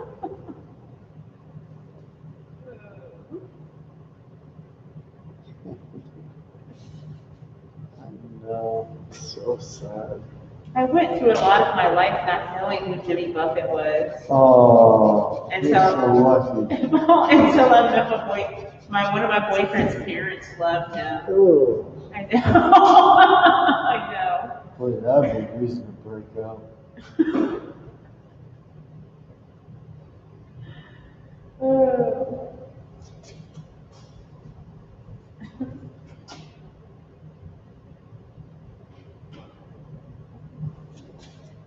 That would be grounds for breaking up. That sounds like a good name of a song. A good type of a song. And that would be grounds for breaking. I would get Peter Frampton to sing that one though. Oh, I know. Although it's certainly in its time, you know, there was a reason for it. Everything comes alive. I wanted to get one of those boxes. You know, it's like a synthesizer box. Oh, yeah. I thought those were pretty cool. That was a pretty cool idea.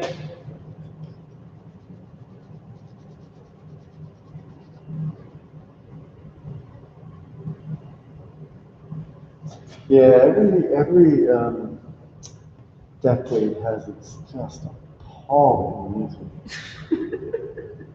It's amazing. Everybody falls into it and likes the same things. And then the next fad comes and they forget entirely. about Totally forget. it. Yeah. Like you'll just get a group that maybe crossed over from those couple of years. And they'll just think, how could you listen to that? It's only a difference of a year.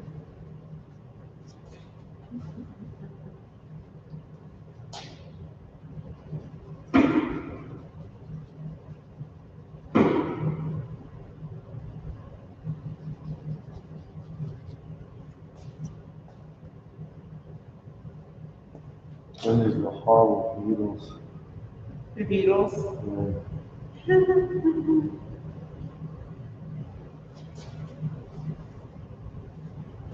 They just keep going on year after year. Decade after decade. It'll never end. It won't. It's like demonic possession.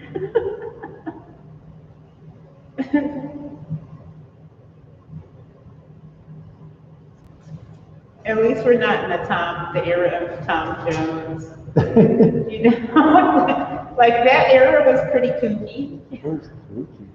But there's something so extreme about that. It's so fun. It's like fun music. It's funny to parody it. All right, that's it. Thank you so much. That's excellent. No, All right, gang. perfect. That's it. What a good day. You got a lot done. Everybody's really productive today. Excellent job. That's good because now we can really build on that. So we will progress on this. We'll see some more art. Now you don't have to think about it until next week. That's another good thing. Just let your head clear from that, and we'll move on from that. So continue to think about how light, texture, color, pattern are driving these images through, and then what are you going to start to maintain focus from? Like, where's the viewer first looking? How they're going to build around your painting that way. And that's what we'll be working on next week, is trying to really cultivate that. Think about how does that drive us through and bring that up more. All right? Sound good? So I'll see you guys next week. Bye.